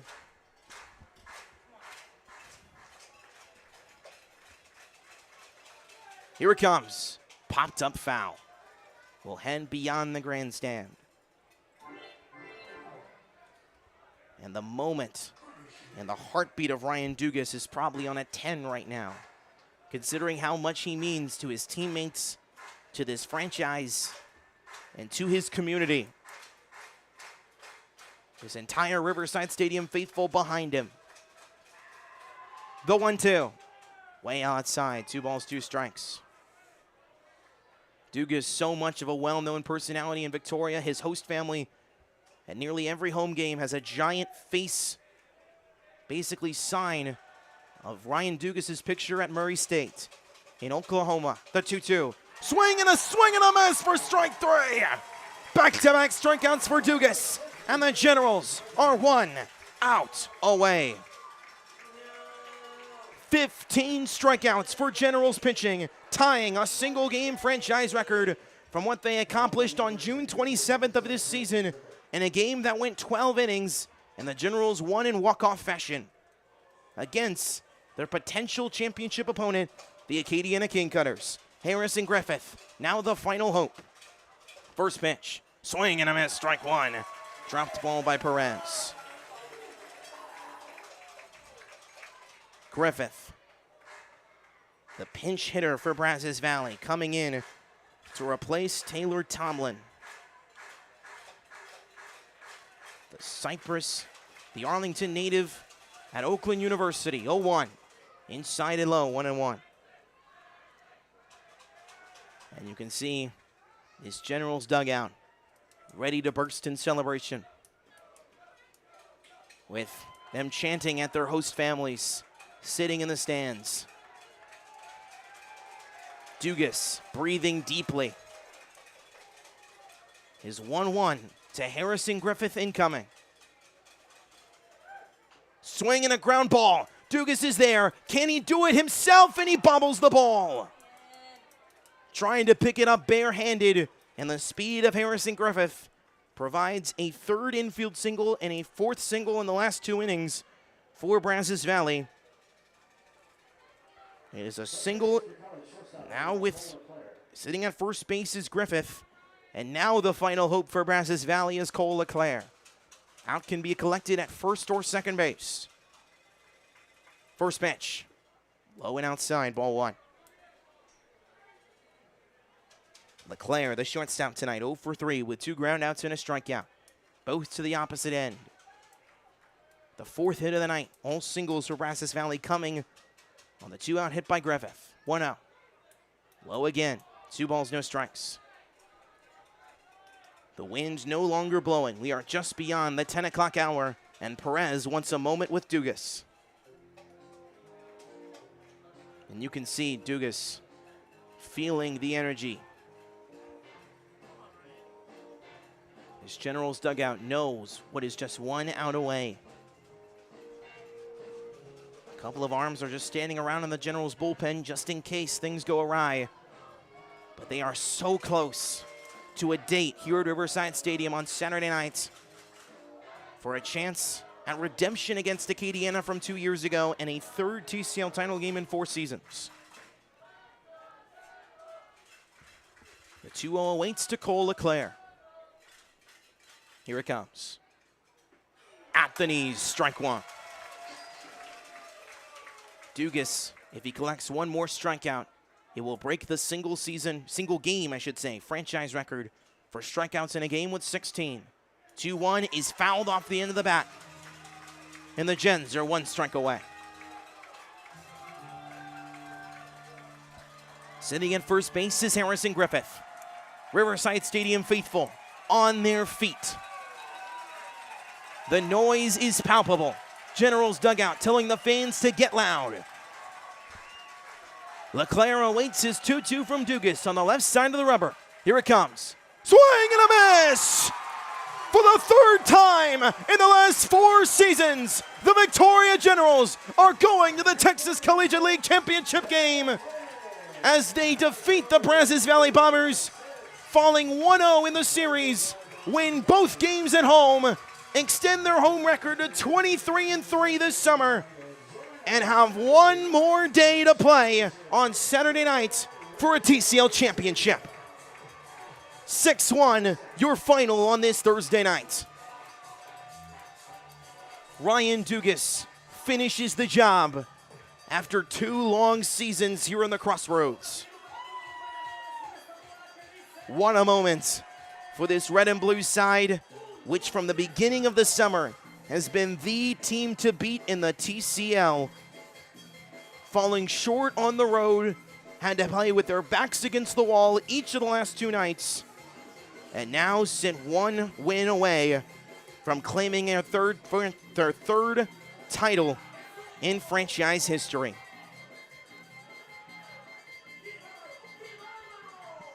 We'll show you the current TCL postseason bracket as it stands, as we'll update the bracket here just for you here on TCL TV. as we now know the matchup that we will get on Saturday night. And thankfully, we'll be right here in the confines on Riverside Park and on the banks of the Guadalupe River. For those of you watching at home, here it is, your newly updated TCL postseason bracket. Cane Cutters, Generals, Saturday night. It will be the second time in the last 3 seasons that these two sides have faced off in the TCL Championship. The last time 2 years ago on August 5th, 2022, when the Generals lost 6-5 on a go-ahead run in the top of the 9th inning that won the Cane Cutters their first TCL Championship in franchise history. What a night here at Riverside Stadium, and what a last 2 nights it's been as the Brazos Valley Bombers season comes to an end thanks to their rival. We now we'll show you at least the final numbers from as they stand right now. We'll show you the final numbers before, of course, we sign off like we do every single night. As the Generals and their families celebrate, as the song plays here at Riverside Stadium, Vice President General Manager Mike Yoakum and President Tracy Young shaking hands with nearly every player in the shake hands line. 2 hours and 35 minutes was the full duration. Actually, it should be 2 hours and 55 minutes was the duration. 6 runs on 10 hits, 2 errors for Victoria. 1 run on 4 hits, 1 errors for Brazos Valley. Both sides leaving 7 runners on base each. Winner tonight, Connor Kelly. 6 innings of no hit, no run, 3 walk, 10 strikeout baseball. And Cole Rodriguez, I should say, the loser. 1 1/3, 5 hits, 4 runs, no walks, and 3 strikeouts. Well, we know what will happen come Saturday night. We will be back here for what should be an epic season finale of this Texas Collegiate League summer. The Gilbert W. Haddock Trophy will be in the building here at Riverside Stadium as the Victoria Generals will sit now 27 outs away from their second TCL championship in franchise history. We'll show you the full graphic for how you can watch this game, of course. We are very grateful to say that we will bring you the TCL championship game, and I can personally say, before we sign off, to have the opportunity to call the Texas Collegiate League Championship game and be your voice for each of the last 2 years with 2 different franchises, no less. I mean, it's an unbelievable opportunity, and I cannot be more grateful. I cannot be more grateful to be alive, to have the opportunity to work with the 2 most successful franchises in this league's history, and let alone get to call not 1, but 2 TCL championship games. So I will be your voice on Saturday night when the Cane Cutters and Generals face off. It will be right here at Riverside Stadium. That is, of course, the situation that we saw earlier today. That is what it is now. Cane Cutters, Generals, Saturday night. The winner wins the TCL championship and that illustrious Gilbert W. Haddock Trophy, which belonged to the Seguin River Monsters last summer, will now belong to either the men from Youngsville, Louisiana, or the boys in red and blue from the Crossroads. That will do it for us here at Riverside Stadium. We thank you for watching each of the last 2 nights of what has been an epic 3-game series. But the Generals, too much to handle in front of their home faithful as they outscore Brazos Valley by a combined score of 18-8 in these last 2 nights. But we'll head to the TCL Championship on Saturday, 7:05. First pitch will be on the air probably around 6:40, 6:45. We'll do a long-length pregame show for what will be a spectacular night on Saturday night here at Riverside. But for everyone who makes this broadcast possible, our incredible Generals Interns crew, our president, Tracy Young, and our vice president, general manager, Mike Yoakum, my name is Max Cepeda, and I will see you on Saturday night for the 2024 Texas Collegiate League Championship game between the Louisiana Division champion Acadiana Cane Cutters and the Texas Division champion Victoria Generals. We'll see you on Saturday night for all the marbles, and good night from